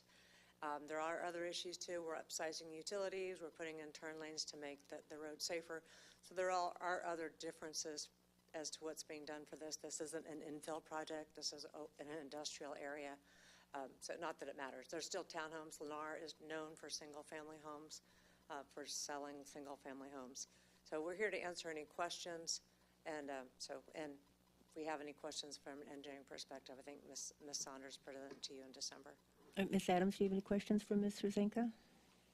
I don't believe for the applicant, no. Okay, all right, thank you. Go ahead, please. Oh, well, hold on. Can we come back? Ms. Adams have her turn.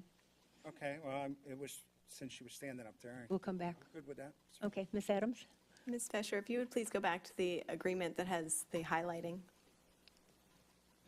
My question was in regards to the first section that's highlighted. The end section of that sentence says they have the right but not the obligation to maintain the remainder of the park, which I understand if we take that over as a public park that then becomes city responsibility to take care of. So why are we then saying they have the right to maintain it if we're not asking them? Like, that just seems strange to me, so I wanted to ask about that. Yeah, that phrase I did not put in there. The wording about the drainage pond, the high water mark, the drainage control structure, we did. So Right, that makes sense to me, but it seems like either you have the responsibility to maintain it or you don't, and the city does. Yeah, I think Ms. Rosanka has an The answer. idea was we could mow it if the city didn't get to it fast enough.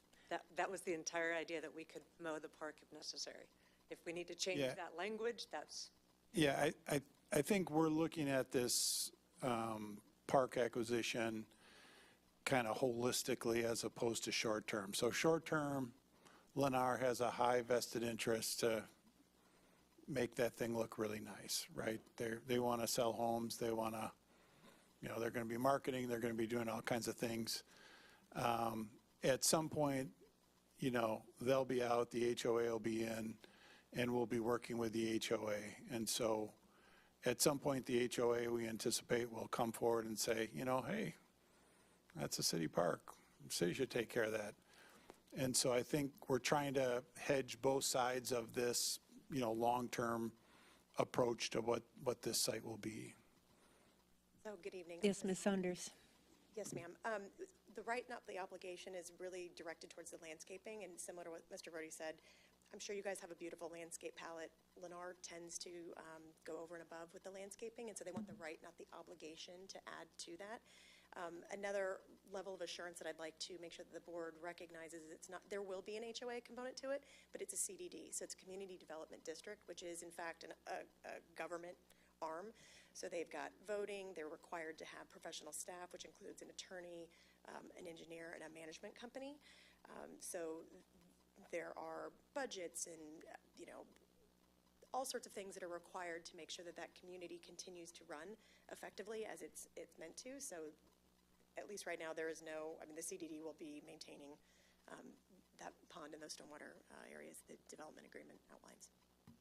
Right, and I think from one perspective, in my opinion, I think the city benefits in terms of we get to offer a recreational space, which was why I was supportive of moving it forward to this step. But it also seems like in trying to make things more clear, I feel like the responsibility is now getting more ambiguous with the city, not necessarily clear. In terms of the signage, I do think, and I understand the concern about the lighting, but I also think, to Mr. Frampus's point, either all of our parks have the same signage or they don't. I don't know how we want to necessarily iron that out, but I do think it's strange to then say we're going to have a city park, but then the signage has to be approved by the developer, because what happens if we change something about our signage, developer doesn't approve it, technically it's a city park, but also it's for the residents there, and it seems ambiguous to me. Yeah, I'm sorry. It seems like we could solve the sign issue, because I think their thinking the worst-case scenario, and we're thinking the worst-case scenario. I think if we remove that, it won't be a LED. A tall US 192. Right. It will be consistent with other park signage that doesn't have any LED displays. Well, we just don't want it to look like, it's not a billboard lit up sign 60 feet in the air. All of a sudden, your sign ordinance changes, everyone loves LED lights, and it's, Christmas every day going by, that's all. And while we do have LED signs at some of our parks, this would not be a high traffic road that we would be looking to market the rec programming. I mean, I don't anticipate, again, just myself, I don't anticipate an LED sign being at this location. The LED signs that we do have, the two that we have, are part of our facilities and our programming that they're located at.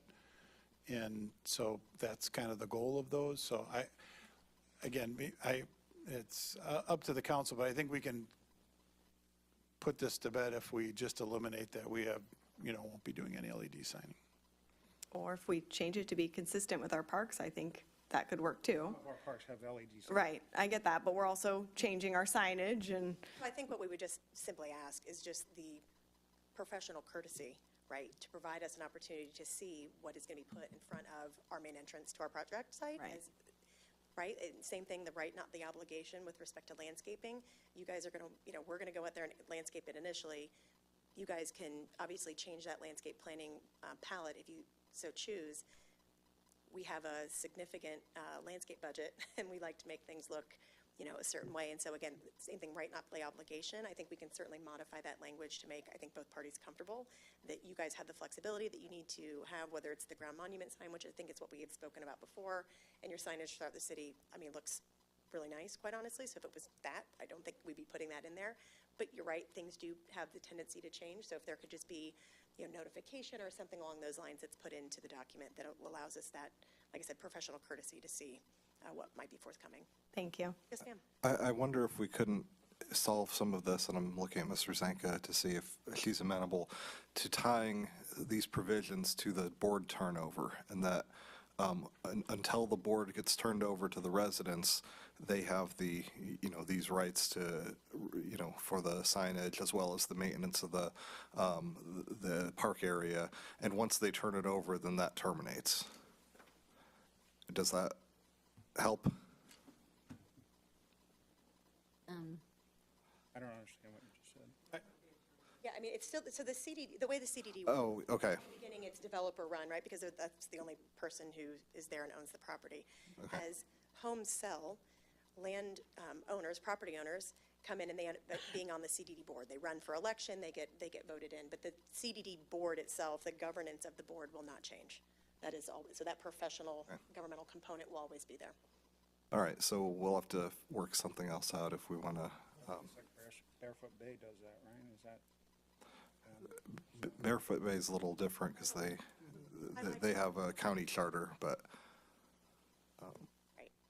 So it's not something we want to fall on our sword over, right? We just want, again, the professional courtesy. If you guys would allow us the opportunity to work with staff to kind of craft that language and put it in front of Mr. Carey and Mr. Rohde and Ms. Fisher, make sure that they're comfortable with it. If you would entrust them with that, we'd be happy to move forward with it. I'm fine with that conversation happening. I do have other questions. Mr. Rohde, just an estimate, if this became a city park, what do you estimate the cost to maintain it would be? We're on a, like many other people, we're on a 1 week mow about 6 months a year, and then we're on a 2 week to 3 week mow about 6 months. Again, depends when it rains, depends when it gets warm, all those things. And so anticipate a two-man crew going out there once a week to spend 2 hours maintaining that site would be the approximate cost. $100 an hour for the labor and the equipment a week gets you probably somewhere in the ballpark of $5,000 a year. Okay, thank you. I know, Rough number, don't. that's okay. Yeah. Do repairs? I was just wondering what type of investment the city would have to make in something that is much smaller than the size of most of our other parks. Yeah, Because as we're I've saying this mentioned- is a city park, but for the same token, this isn't like the city is putting in a full park. Yeah, as I mentioned before, this is not going to be the most utilized city park in the city, but I do think it's important that we have this option for the residents in that area. I go back to our Parks Master Plan. The number one rated item was walkability and trails. This does allow us to get a piece of land that the whole public, which mostly be the people in that part of the community, will be able to utilize as a little walking trail. It's pretty decent size. It's almost the size of a lap around a track. So it is pretty good size for a walk, as opposed to just having a fence up and it just being for just the residents of this community. I think it adds another element for that side, that area of our community that doesn't really have anything like this, so. You and I talked earlier about the pond, and to share with council my concern looking at the pond space, cities near us have had issues somewhat recently with people drowning in ponds, specifically children. And so knowing how close it is to people who could have children, not to say children are the only ones, but I try to think of it from that perspective. You had said you were going to look into the pond shelf and if there was anything that needed to be done so that we didn't have that issue. I don't really want West Melbourne to be in the news because we had somebody drown in a park that then could be a city park. Right, and keep in mind, all of our parks, minus two, have ponds as existing, but we did ask the engineer to take a look at their drawing and be able to answer that question. Sure. So I brought a cross-section with me just so I can answer that. So from what we call the top of bank, and in this particular location, let's call it this edge of the sidewalk, to where the water actually would start, where you physically, if you walk down and you touched it, it's just over 35 feet. It's about 36 feet.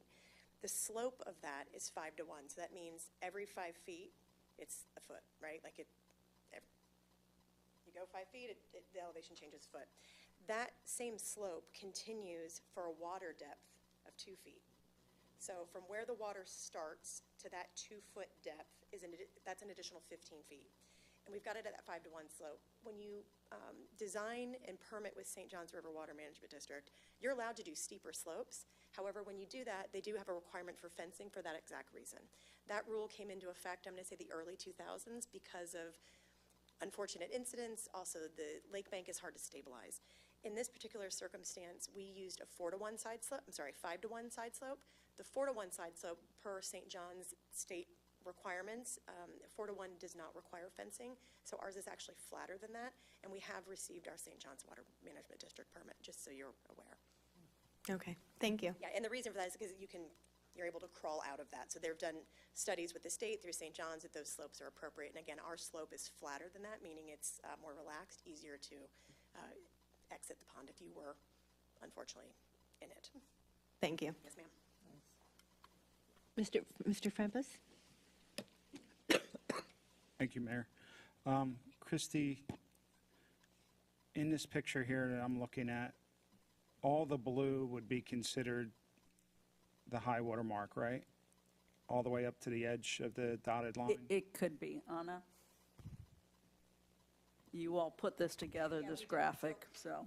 Sometimes you get graphics that don't exactly show the pond as it really is, right? They show the entirety of the pond being blue. That's actually where the water line is. So the water typically is going to, when I say typically, rainfall event, it raises, a couple of inches. That's where the water is going to be 90% of the time. And what was the distance? What was the distance between the high water mark and the park property line? So from that blue line, that blue dash line, to the back side of the sidewalk is 36 feet. And your park line is actually on the opposite side of the sidewalk. The sidewalk is within the boundary of the park, so you'd have an additional 5 feet on top of that. So that's that black line, is that? Correct. At this scale, it shows black, but it's a concrete sidewalk, yes, sir. Okay, so there's 36 feet before the sidewalk, Yes, sir. between the sidewalk. And the parking spaces were how many? Because I know we talked about trying to So get we more in initially, there. when we came to P&Z, we had 4 parking spaces. That was a recommendation that they had asked us to look at. We added 2 more, so right now there's 6. At the last council meeting, I committed to you, and I'm still committed to that we're more than happy to work with staff to look at if there's the ability to add additional spaces, provided that there's safe turnarounds and all of those, types of good safety traffic features. We did make our construction plan submittal to the town just before Christmas, and that has just started routing through its process. So once we get comments from Christy and her team, we'll be happy to, take a look at those. And if we're able to incorporate additional spaces, because that's what the city would like, we'll happily do that. The more the better for parking spaces, I know. Mr. Rhodey, as far as this little piece of land goes, is the city going to be responsible for the roadway? Because typically we're not. No, the road will be the development. Okay, but they said that they're only responsible for up to the high water mark. No, the road is, the road is the developer. What we don't have, at least I don't believe we have, is a graphic of just the park. We don't have a graphic of just the park, but at the last council meeting, that was brought up, sir. And so what we committed to at that point in time is we'd either talk about putting an easement over that front part of the driveway component the roadway up to that first island to make sure that public access was always maintained. Right. Or we'd come up with a different option for that. In that construction plan submittal that I just referenced, we've also submitted the preliminary plat. In that document, what we've done is separated the road right-of-way into 2 tracks, so that they're both private, but the one has a specific component description on it that allows for, permanent public access. It's not restricted to just emergency vehicles and utilities and that sort of thing. So we thought that was the level of assurance that the board may want. Staff may come back and say, we just want it to be an easement and written in their notes. We're committed to we'll go ahead and execute that, whatever. I'm okay with maintaining the parking spaces, but typically the road going in is... The roadway will be ours to make keep. It's just, you guys wanted the guaranteed right that you'd always have access to it, and so we wanted to make sure that we created that separate designation. And like we brought up with the last community that came in, what's your stance on owner-occupied for the first year? I mean, Lennar Homes builds single-family homes. They look like a townhouse. It's a single-family home. You have the preliminary plat in hand. There's no intention of... So that's a yes? You'll put it in there? I've not seen any of the language that you've asked anybody else, so I can't really answer that at this point in time because I haven't seen that language. Again, their document wasn't ours. What I can tell you is that we do single-family homes. And like I said, we had talked to you about that at the last meeting. It's a preliminary plat. It's fee simple.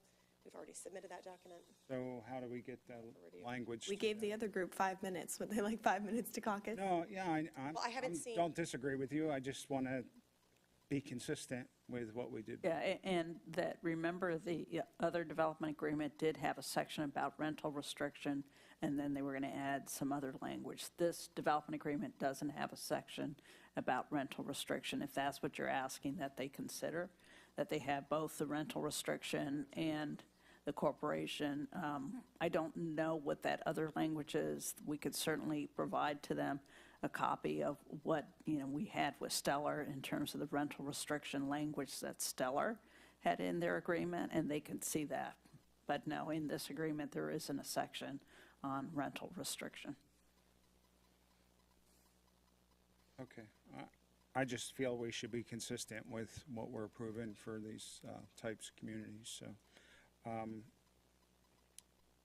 I don't know how we do that if we're going to be voting on all this stuff tonight, but open for suggestions. My strong recommendation, mostly because my bladder is full, I'm just... Okay, duly noted. Put that in the minutes, please. Is that we take a 5-minute recess and we confer with the developers and talk about this language with them. That's an excellent idea. Let's take a 5-minute recess. Thank you, Mayor. We just haven't...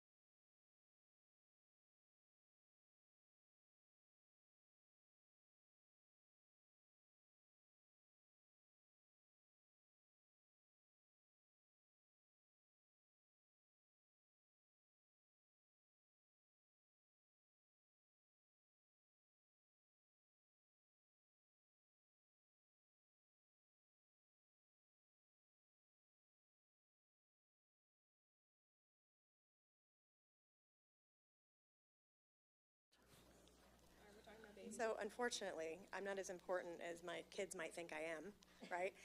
So I don't have the ability to make that decision on behalf of Lennar tonight. I don't have the folks here to be able to say yes to that. So part of my responsibility is also to go back to Lennar's corporate council and run that through the flagpole. So I would respectfully request that we continue this to your next meeting, which I believe is February 3rd, so that I can have that answer for you and have it be made in front of you. In respect, we didn't know this was going to be asked. And for the record, that would be all 4 items then. That would be the annexation, small-scale amendment, the rezoning, and the development agreement, 4. And I also make a suggestion, I don't know what the discussion was, but was it similar to what we talked about? Yeah, we would use the same. It would be in there, because it's different from the, do you even call it a declaration, or the CRC?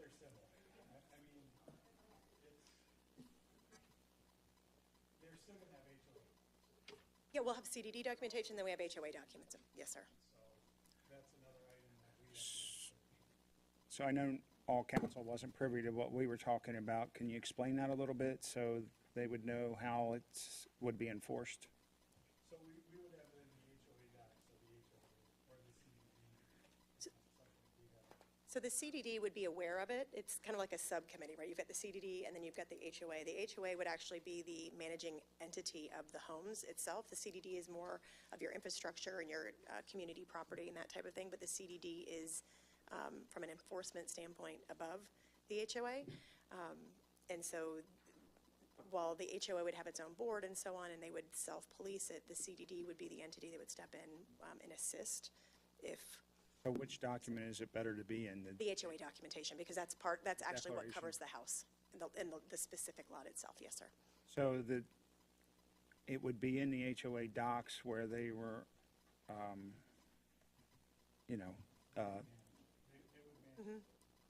they would have to verify that, there was a year before a rental went into effect. That's correct. So, Yes, okay. essentially you got neighbors looking at neighbors. You want a motion that we, Yes, we're going to pull this item until the next, we're going to table this for a time certain, February. All 4 items, not just All 4. one item. All 4. Right, all 4. February 4th, is it, not February 3rd? Yeah, Third is February 3rd. Yeah, okay. To February 3rd. All right. Ms. Adams? I'll second. I don't know who the official. Mr. Frampus, was that a motion? Yes. Okay. Okay. Yeah. All right, we have a motion on the floor from Mr. Frampus, a second from Ms. Adams. All those in favor of pulling this item until the February 3rd meeting, please signify by saying aye. Aye. Those opposed say nay. Motion carries 6-0. All right, so we're going to go right straight to 5D.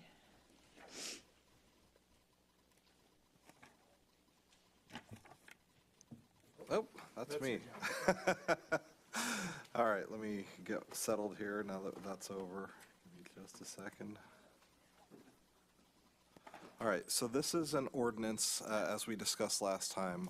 We're on second reading now, ordinance 2025-28, and if you don't mind, Mayor, I will read that real quick so that I don't forget to.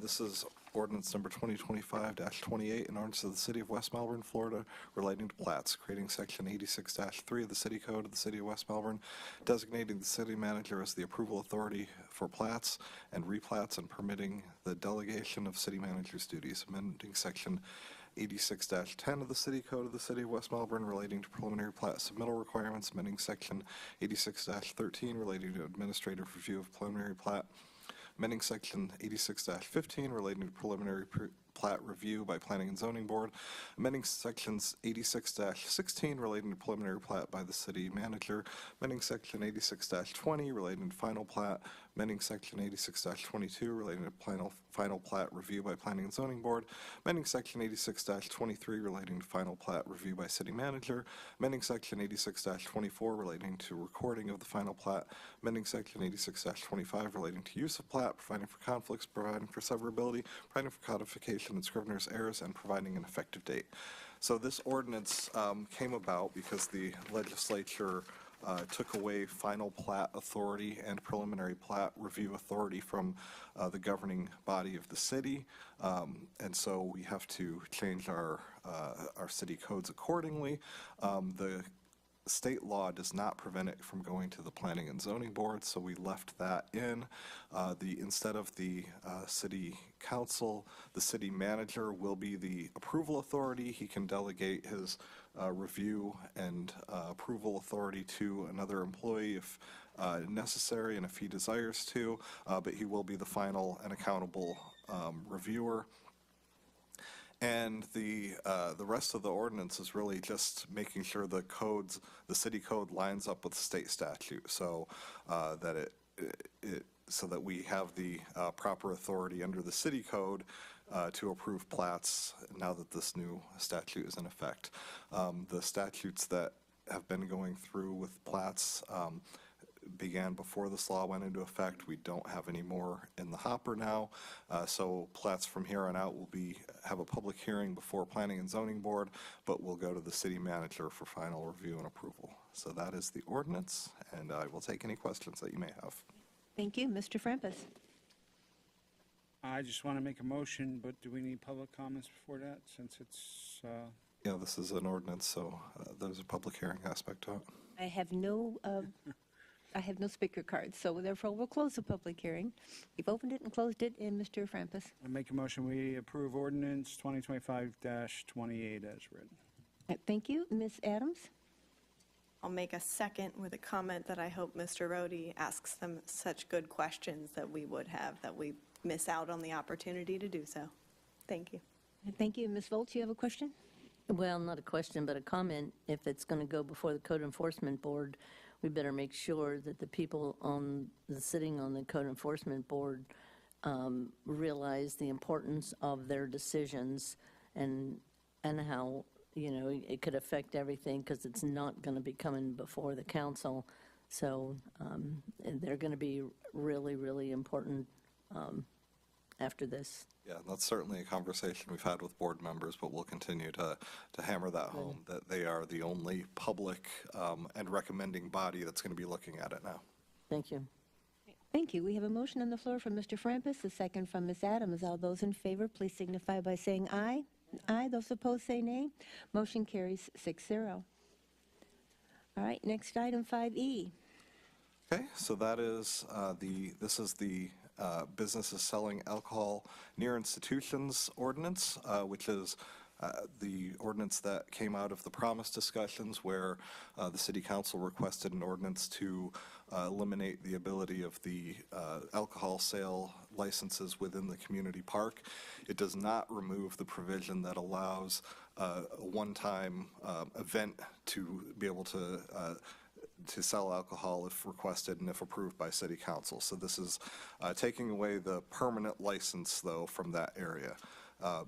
And this is ordinance number 2026-02, if I may read it, Mayor.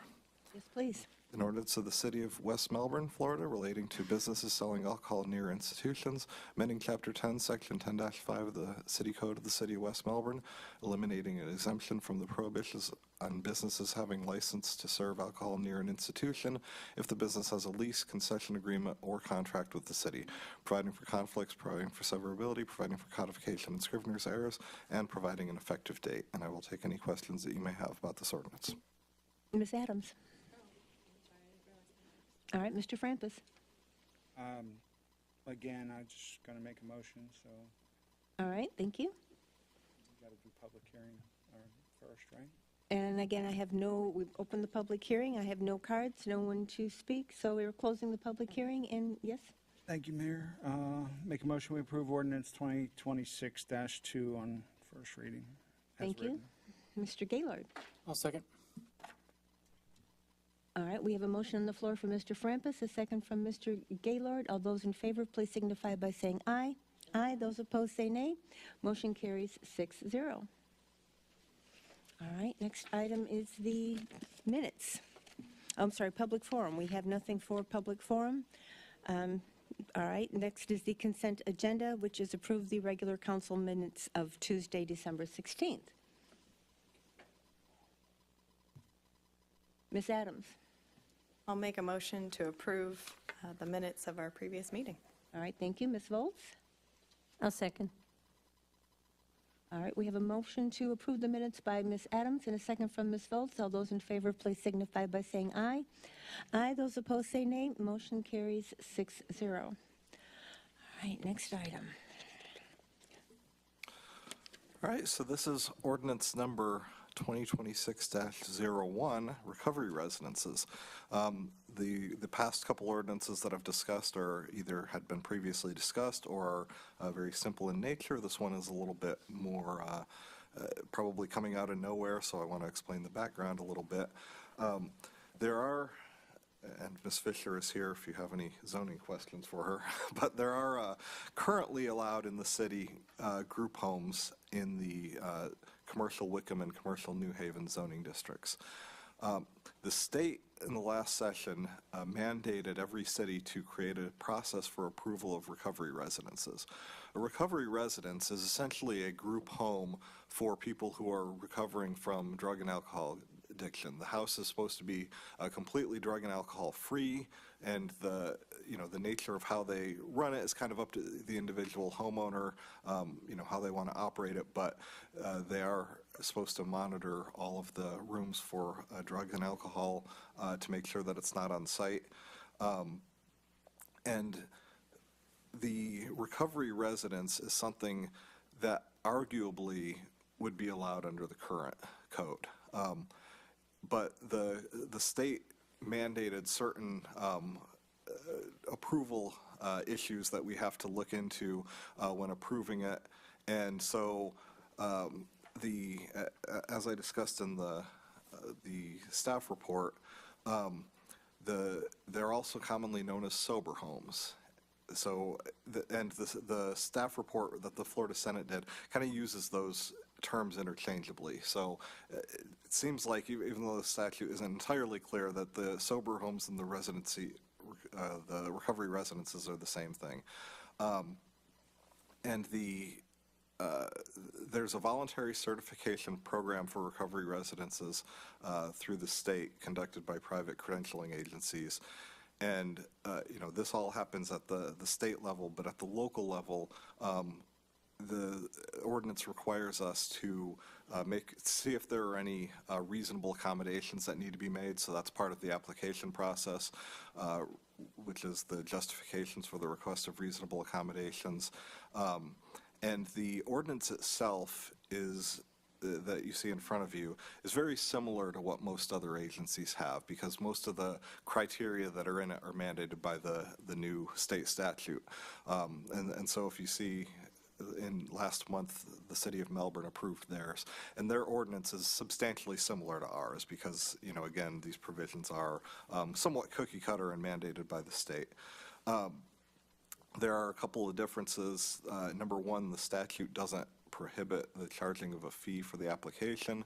So in the future, if the city council determines that there should be an application fee, they could do so through that process, through the separate resolution. Again, when we have fees like this for application, it's supposed to be a reflection of the actual cost incurred by the city, so that the taxpayers at large aren't subsidizing an application for a particular person. So it would be a rather nominal fee, not something that would be punitive in any way, because it can't charge any more than the expected costs to the city. And the application has to take into account the Fair Housing Act, as well as the Disability Amendment Act, the Americans with Disabilities Act. And so part of the process for the application is making sure that these facilities comply with those federal laws. And again, the rest of the application is really just putting the state statute into our ordinances, or the statutory criteria into our ordinances, so that we have the proper questions that we can ask through our application for approval. Again, just like to reiterate, this doesn't change the zoning. The zoning that these are being allowed for are the same zoning that they would currently be allowed to operate group homes. This just adds the recovery residence and the certification process to the state, so that they can qualify for the state program. So that's a kind of overview of the ordinance. If you have any questions, I'd be happy to answer them, but if I may read the ordinance by title. This is ordinance number 2026-01, an ordinance of the City of West Melbourne, Florida, relating to recovery residents, creating section 98-1455 of the City Code of the City of West Melbourne, setting forth the purpose of recovery residences, creating Chapter 98, Article 5, Division 13, sections 98-1455 through 98-1465 of the City Code of the City of West Melbourne, relating to application of recovery residences, relating to findings of reasonable accommodation, relating to the decision process, creating an appeal process, creating the requirements for the request form, relating to stay of enforcement of the code, relating to the expiration of approvals, relating to revocation of reasonable accommodation, relating to annual certification, relating to revisions, providing for conflicts, providing for severability, providing for codification and scrivener's errors, and providing an effective date. Thank you. Right. Thank you. I have no speaker cards on this, no public hearing. I'll close the public hearing, I'm sorry. Mr. Frampus. I had some questions. I do think we should have some nominal fees, some kind of structure brought up and approved, consistent with any other application that we do that our employees have to take time to go through and manage. I'm pretty sure that I read there's 4 different levels of these types of homes. Is that correct? Yeah, the state statute really governs this program, and the state has level, I believe you're right, I believe it's level 1 through level 4, and each of those levels have different criteria, but that's all determined by the state accreditation agency when they file for the state. Yeah. Do we have any ability to govern how many of the different levels that we have in our city? Like, I mean, if somebody came in and wanted to do 100 level 4s, that's kind of significant to me. I think these group homes are a great thing, and these recovering addicts need to have these kind of places to go to. But, you know, I didn't know if we had any ability to govern how many of them we can have in our city. So part of the purpose of the statute is the state doesn't want the cities to exclude these through its zoning ordinances. So there's not an ability for us to exclude any depending on the level. The caveat that I would give to that is the zoning requirements for those zoning categories probably don't allow for more than a certain number of, certain size buildings, certain number. I'm looking over at Christy because she might be able to. Certain number of group homes in one particular area, is that? Well, no, I meant the size. You had mentioned like a 100 unit. No, I meant the amount of different. 100 facilities. 100. Oh, okay. Came in and said, I want to buy up 50 houses and make them all group homes. Okay, I thought you meant a 100-unit house. No.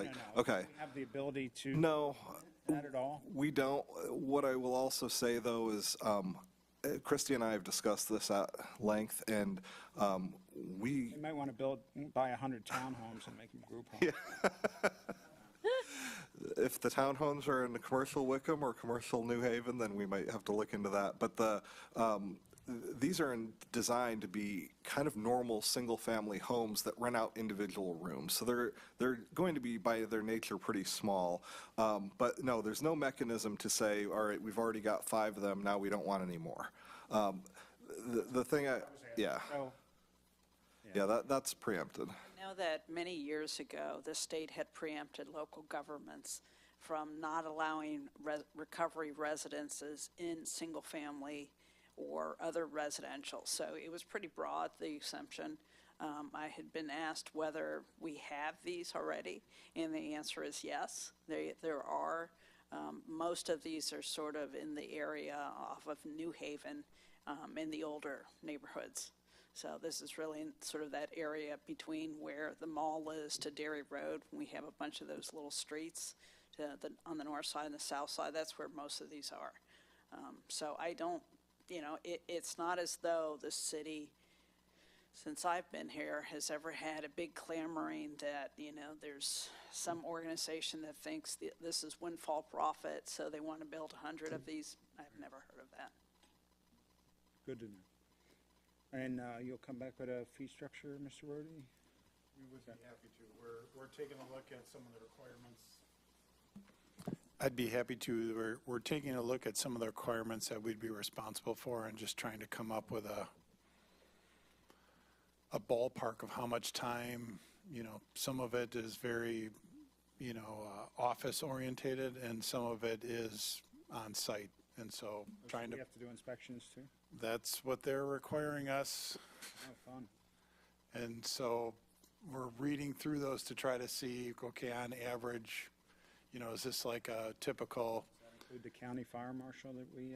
Well, that might be, but, is this like a 10-minute inspection, or is this like get out the tape measure and make sure, everything's to par? So I think once we have our arms around what kind of inspection we would be required to do, it'll be easier to come up with a fee, again, call it $150, something like that. Thanks. That being said, I'll make a motion we approve ordinance 2026-1 for the first reading as written. Thank you. Ms. Adams? I'll second, but I did have a follow-up question. Go ahead. I know Ms. Fisher had said she didn't see a clamoring for this in her city, in her experience, but in my almost 4 years here, I don't remember any. Have we had any applications or interest? No, because the ones that exist are preempted. Hold on. Talking to the mic. Talking to the mic. The ones that we have are preempted, and they're already in residential.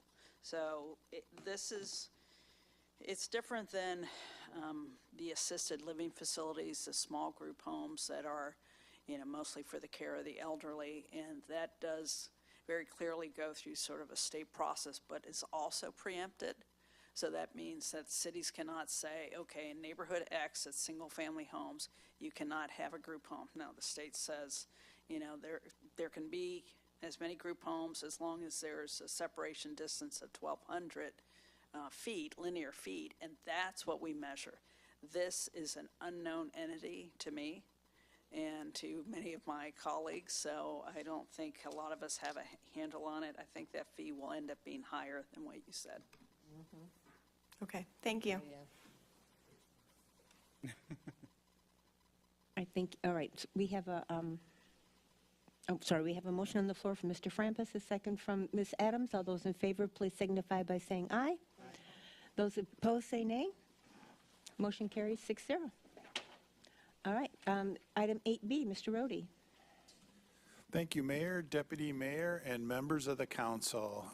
This item has come up here recently, and so we amended the agenda to get this on, as timing is everything. We're in the process of finalizing what we're calling the transmission lines between the water plant and the sewer plant. And while we have a good understanding where a lot of the infrastructure and the ground is between the water plant and the sewer plant, we don't exactly know some of the items that have been added over the years. And one of the items that we're specifically worried about is because we have an injection well at the sewer plant, we have, the state comes in and just recently added, we have a multitude of monitoring wells that the state comes in and puts in. And while we have a piece of paper that shows where they are, there's still some confusion as to the best routes to get the affluent from one side of the facility to the other. And so instead of keep running into this problem, as this is now the third challenge that we've had where we've wanted to run some significant lines through our facility and are worried about hitting our pipes because we either know where they are, but we don't know what depth they are, or we know what depth they are, but we're not exactly sure where they are. We want to try to solve this problem once and for all. And so working with a company that we've worked with on numerous projects and also including the water plant project, we received a bid for $35,000 to do the surveying of those lines, but more importantly, the topography, because some of our transmission lines have to be a certain depth of cover And the challenge is we don't exactly know where some of our lines are, what depth they are, without having to dig them and find out the hard way. And so this is kind of a solution to a multitude of problems. And while I could charge this to the sewer project, the BNR project that's underway, or I could charge this to the water plant project, this has a lot more to do with concentrate from the water plant. So I decided to, if you guys approve this, decided to take this out of the water plant contingency. So. All right, thank you. Ms. Adams. I have a quick question. Our staff report had outlined that our city policy is typically that we get 3 competitive bids if it exceeds $25,000. I understand the value of having a contractor already familiar with the site and the fact that this needs to be done quickly. My question is, how do we know this number comes anywhere close to what 2 other bids would come at? I just feel like I want to trust you and the contractor by saying this is a fair quote for the work, but I have nothing else to compare it to. Yeah, a couple of different things. One, we were able to get the price down from the original number, so we feel really good about this based on some of the other projects that we've done and the cost that we've paid. The second thing is this particular entity has done all the surveying work at the water plant site already, and so they're able to incorporate the documents into that, and that is extremely valuable. Thankfully, they don't know how valuable that is to us, but we do.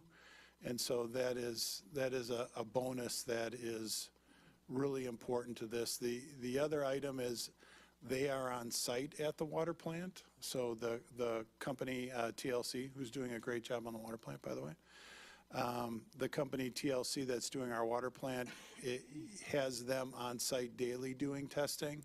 And so they're able to rapidly get this done for us, and it is very time sensitive. And so while I spend my day making sure, when possible, the department heads make sure they get their 3 quotes for anything that's over $25,000. This one, I think, is important enough, and I feel confident enough in the price that we are getting the value, and in fact, we're getting more than the value for them to do this operation. So I'm bringing this forward because I think it's that important. And it is that time sensitive. While it feels like we have 11 months and 2 weeks until this all has to be done, it's all starting to come together, and all the contractors are getting in each other's way. And so the faster we can identify this route, the faster the team, the contractors on site can get some of this work done. And to be clear, it would cost us more if we went with a contractor who did not have the previous pieces that you mentioned. I think it would cost us much more, and it would delay us more weeks to get all those quotes to be able to utilize this, and it is very time sensitive to us. Understood. I'd like to make a motion to approve and authorize the city manager to execute the contract as noted in our council packet. All right, thank you. Mr. Frampus? Second. All right, thank you. We have a motion on the floor from Ms. Adams, a second from Mr. Frampus. All those in favor, please signify by saying aye. Aye. Those opposed, say nay. Motion carries 6-0. All right, thank you very much. That was easy. I'm out of paper now. Okay, council reports. Mr. Frampus. I hope everybody had a great holiday. Mine went well with my son visiting for a couple weeks. I have no other report. Thank you. Thank you. Ms. Volz?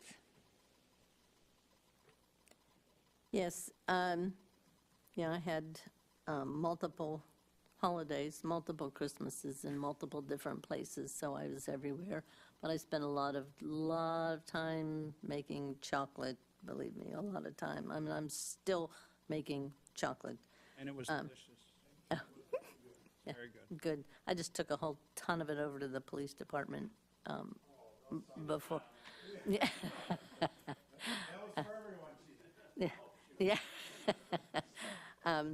But the Stomp Out bullying event that I missed because I woke up with a really, really bad backache that day, so I was not able to go there.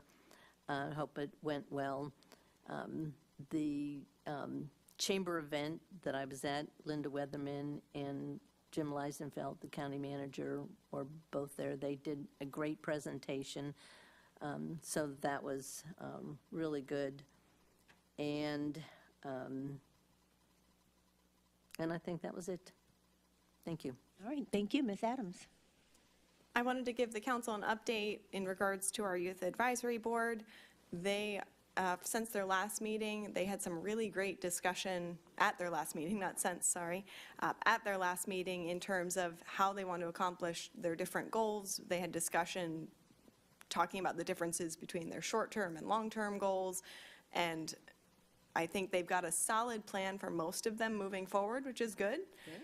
In terms of feedback, I think from staff, we have 2 staff members and then a police officer who also just help guide that board, provide feedback, and I think they've been really great. So I just wanted to thank them for their work with the board, because they've been able to give us some really good feedback, and when we have questions about can they do these things, what does that look like, Parks and Rec has been able to give them some good feedback. And then we're looking at potentially a collaboration event with the police department coming forward in May. I won't say anything more about that yet because they're still finalizing what their details look like, but from their discussion and then feedback from staff and the police department, it looks like it's going to be really good for what they envision it to be. Can I ask you a question on the council, or on that board?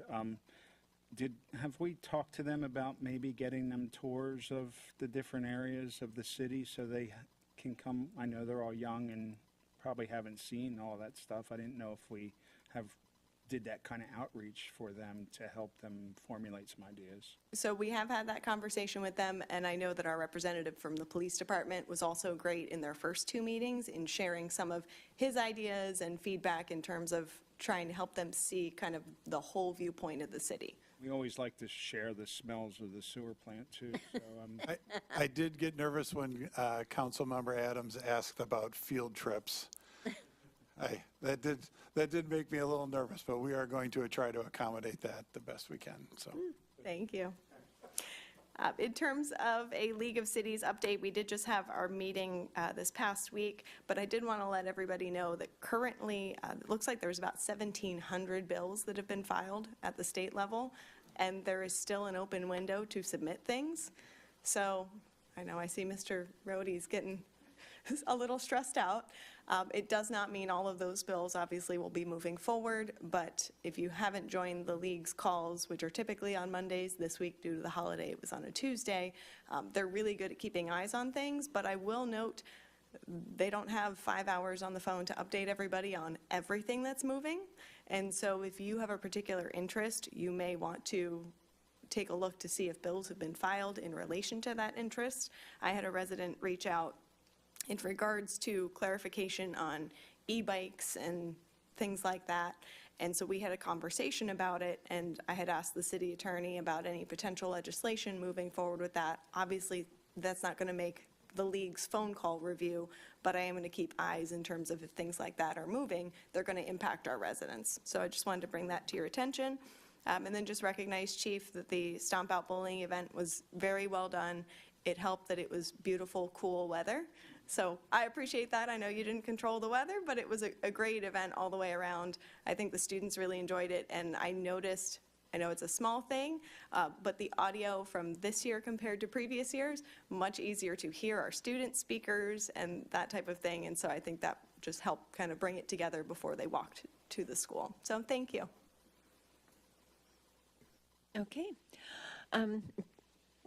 Mr. Bentley's not here. Mr. Gaylord. Yeah, I just wanted to say that the Stomp Out Bowling event was very good. I enjoyed hearing from all the student councils. They gave some pretty good speeches. I told Councilmember Adams that, from now on when I give speeches, I need someone there holding up the speech so that I can just read it, because that was very helpful. Also want to note that she continues to be correct in terms of identifying my dress attire at these certain events, and that walking to the school in dress shoes might have not been the best decision in the world, and she was correct. But Ms. Rohde and I did have a wonderful conversation on the way there, and I really enjoyed the event. So that's all I have. Okay. Ms. McGuire.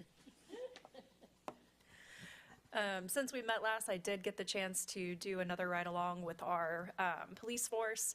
Those are always very eye-opening for me because I think at this point I've done 4 of them throughout the years. And I feel like each time I learn something new or I'm just reminded how well our officers are trained. I think everybody was very happy that my ride-along luck did not continue this go-around and I had just normal traffic stops, so thankful for that. But I just wanted to say, thank you, Chief. Every officer I'm always with is, very well informed on what they need to know, seems to know all, knows all the rules, is able to tell me why we do certain things instead of other things. And so I just appreciate that, so thank you.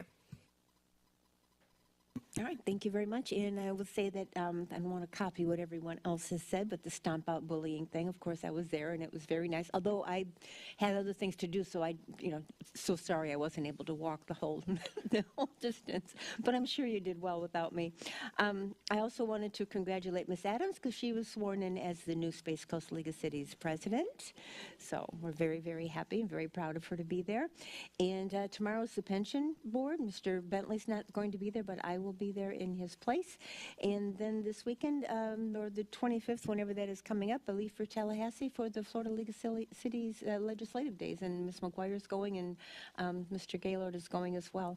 So I'm looking forward to doing that. And I guess you're not going, you just told me that. Okay. So I'm looking forward to that as well. That's my report. Management report, Mr. Rohde. Really brief. Get your famous or infamous chili recipe ready, council. The city is going to have a chili cook-off here in early to mid-February. We're still finalizing the date. And so the council is welcome to participate. We won't put you in the uncomfortable position of judging said chili cook-off, but we do have some qualified judges. By qualified, I mean people who have volunteered to judge. So get your favorite chili recipe ready, and then we are still tracking for the workshop. So please continue to hold that date. We are waiting anxiously for that date. There is one member who may not be able to do that, so we might have to pivot. But as of now, we are a go for the workshop. So. Okay. That is all. All right, Mr. Francis, you had a question? Yeah. Mr. Rohde, it's on the e-bikes. I know, Chief, you put something out on that, or your department put something out on that? Can you just enlighten us to what you guys are going to enforce now? Because I know the communities are having a lot of problems with them. And then for the city attorney, if there is any legislation coming up, it'd be interesting to know. Yeah, so we did put out an educational piece on e-motos, which are the ones that don't have pedals, usually go more than 28 miles an hour. And then that's going to be followed up. It'll probably be out tomorrow. I just approved it tonight, another post on what e-bikes are allowed, because it also raises, some people see people on legal e-bikes and then shake their fist at them and say they shouldn't be doing that. Hold on, Chief, if I could just interrupt. Why don't we define motos, yes, e-bikes, and scooters? Got it. So e-bikes, there's actually up to 3 classes of e-bikes. One is just pedal assist. That helps you pedal a little bit easier. That's a class 1. A class 2 is, it goes up to 20 miles an hour, and it can be run by throttle or by pedal assist. Class 3 then goes up to 28 miles an hour, and then that can be just throttle, but it does have pedals. All of those, none of them can be over 750 watts of power. By statute, it's supposed to be listed on the bike, all those types of things. And they're allowed on sidewalks. They're allowed on sidewalks, streets, bicycle lanes, unless you have an ordinance that specifically prohibits it. But they are allowed, and we don't have anything that prohibits that. Then you take a step up to e-motos, which really have been causing a lot more of our issues lately. I think a lot of people receive some for Christmas, maybe. But these are the ones that pretty easy to tell. They definitely go over 28 miles an hour, but they don't have the traditional bike pedals. So they can't brake they just have the studs that the feet go on, and it's run by throttle only. That's the ones we've been having some problems with, to the point of our goal is usually first education. We tried to educate some local youths on that. Some of them chose to flee from the officers, caused some issues. So the ones that we've run into that have cooperated, we've called parents, said, hey, come on over, we need you to retrieve this. This isn't street legal. They have to have a license, they have to have insurance, and they cannot be ridden on the roadway without those things, and the kids... And they need a license, right? And they need a license, so if they're under 16, they don't have it. The ones that chose to flee and take evasive measures and really create some issues, they were met with some tows of those e-motos, and parents had to pay, or for them, had to pay the towing bill and a citation for what they did. So goal is education, but sometimes when they take it too far, we had to do some more enforcement. So we did put out an education piece on the e-motos because that's the one we were having the biggest problems with. What you're going to see is probably tomorrow a piece come out on e-bikes, so people just understand. People, over 16, they don't have to have a helmet. They are allowed to ride on the sidewalks and on the street, because some people get upset about them because they just don't understand those either. So we're trying to educate both of those. Coming out in the email, right? That'll come out on our social media tomorrow. Is there going to be a link to the other one as well, so they can jump back and? Yeah, we can add it. I can make sure we add a link to it. So, but yeah, the one side of these aren't allowed, but also what is allowed. I think what you're seeing happen at the state is there is some pending legislation that deals with certain speeds. Some other areas have started looking at some local ordinance that might restrict where they could, the e-bikes or e-motos could be, because the e-motos only belong on private property, basically. So we're closely monitoring what the state's doing and if that's going to be adequate for us. But in the meantime, our officers are proactively engaging, especially with the juveniles. I think not just here, but the problems is they tend to go in packs and be disruptive and disrespectful, and when they're riding the e-motos, we certainly have a reason to stop them at that point. And our goal is safety. We don't want to be a headline because, I'm glad I didn't have something that could go that fast when I was their age, and it's just they're careless. And so we're trying to educate, and what we have found, though, is by us being proactive and talking to these kids, and some of the ones that we towed their e-motos, word does start to get around that, hey, they mean business here. So education is the goal. Enforcement is sometimes necessary. We'll combine both of those, see what comes out of the state law. We've gone through that. And then if we need to enact further measures here, we'll certainly be happy to bring those forward. What's your advice for the communities and how to just contact a non-emergency number if it's a problem, or? Yeah, and definitely contact the non-emergency number. Obviously, if there's something that's dangerous, call 911, and that way we know what location you're in. If you're on a cell phone, it'll plot where you're at, that we know exactly where the problem is occurring. We'd rather, either way, you're gonna get a quick response, and we're gonna come out because we know it's been an issue. Read up on them, obviously, before you purchase any of those things for your children. Make sure you know what you're buying, what the speeds are. Some of those are going up to 40, 45 miles an hour, and yeah, it really is. So we're trying to do what we can to stop it, and I know other agencies are dealing with the same issues.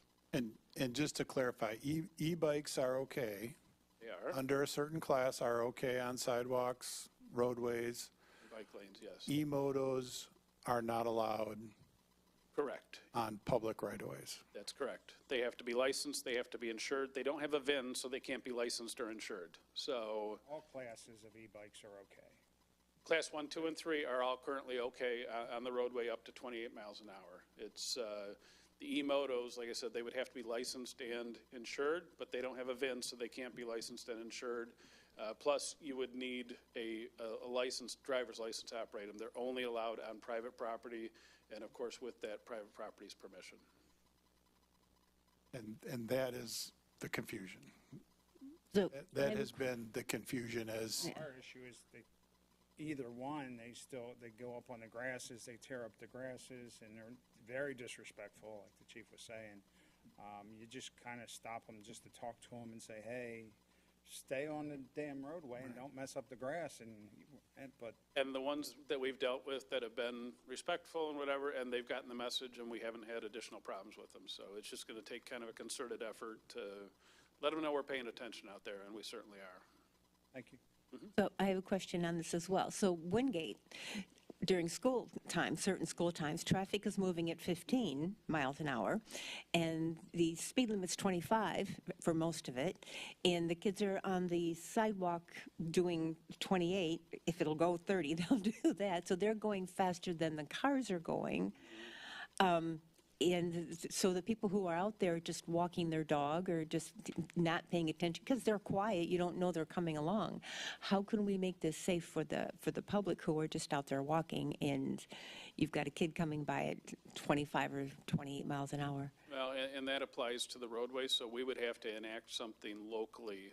I know Cocoa Beach, they just enacted something dealing with passing on the sidewalk at a safe speed. It becomes really subjective, though, what's considered safe, as opposed to a set mile an hour. So it's something that we'd really have to dive into. If it's school opening or school closing, and we usually try and have officers out there in addition to our crossing guards, I can make sure they kind of pay attention to some of that too and educate those kids. So, because you're right, if you're walking, you don't hear them coming. You don't know they're there. And you have a dog on a leash especially, and the kid gets between you and the dog and the leash, and it can be a mess. All right, that was it. That was my question. Thank you. Thank you. Mr. Carey? I didn't have a report tonight until about 5 minutes ago, and now I will let you know that the bill that I found that was had been filed is Senate Bill 382, if you want to monitor it. It's by Senator Truenow, and what that does is creates a new definition in the statute for electronic motorcycle, which is the e-motos that he discussed. And essentially, if it's 750 watts and can travel over 28 mph, then it would be an e-moto. And in order to gather data, they want every police department to note in their accident reports that it was an e-moto. So that's kind of what's out there right now. Whether that bill will change or not as session goes through, we'll see. There are a couple of other provisions that you would need to have a driver's license or learner's permit for a Class 3 e-bike, which is up to 750 watts and up to 28 mph. So That would be the 20 to 28. yeah, same bill. And then it would also require, and this gets to what the mayor was saying, a person operating the e-bike on a shared pathway that's not adjacent to a roadway must yield to pedestrians and give an audible signal before overtaking and passing pedestrians. So, and the companion bill in the House of Representatives is House Bill 243, if you want to keep an eye on those bills if you're interested. And as they go through the process, if they get any traction, they could be amended in committee. So what I noted to Councilmember Adams last week, by next week may be obsolete. So we'll see. But I'll try to keep an eye on that and check in once a week or so and see if there's any updates on that. All right, thank you. Anything else? Anything else for the good of the order? Am I missing anything? Did I forget anyone? All right, thank you. All right, we are adjourned.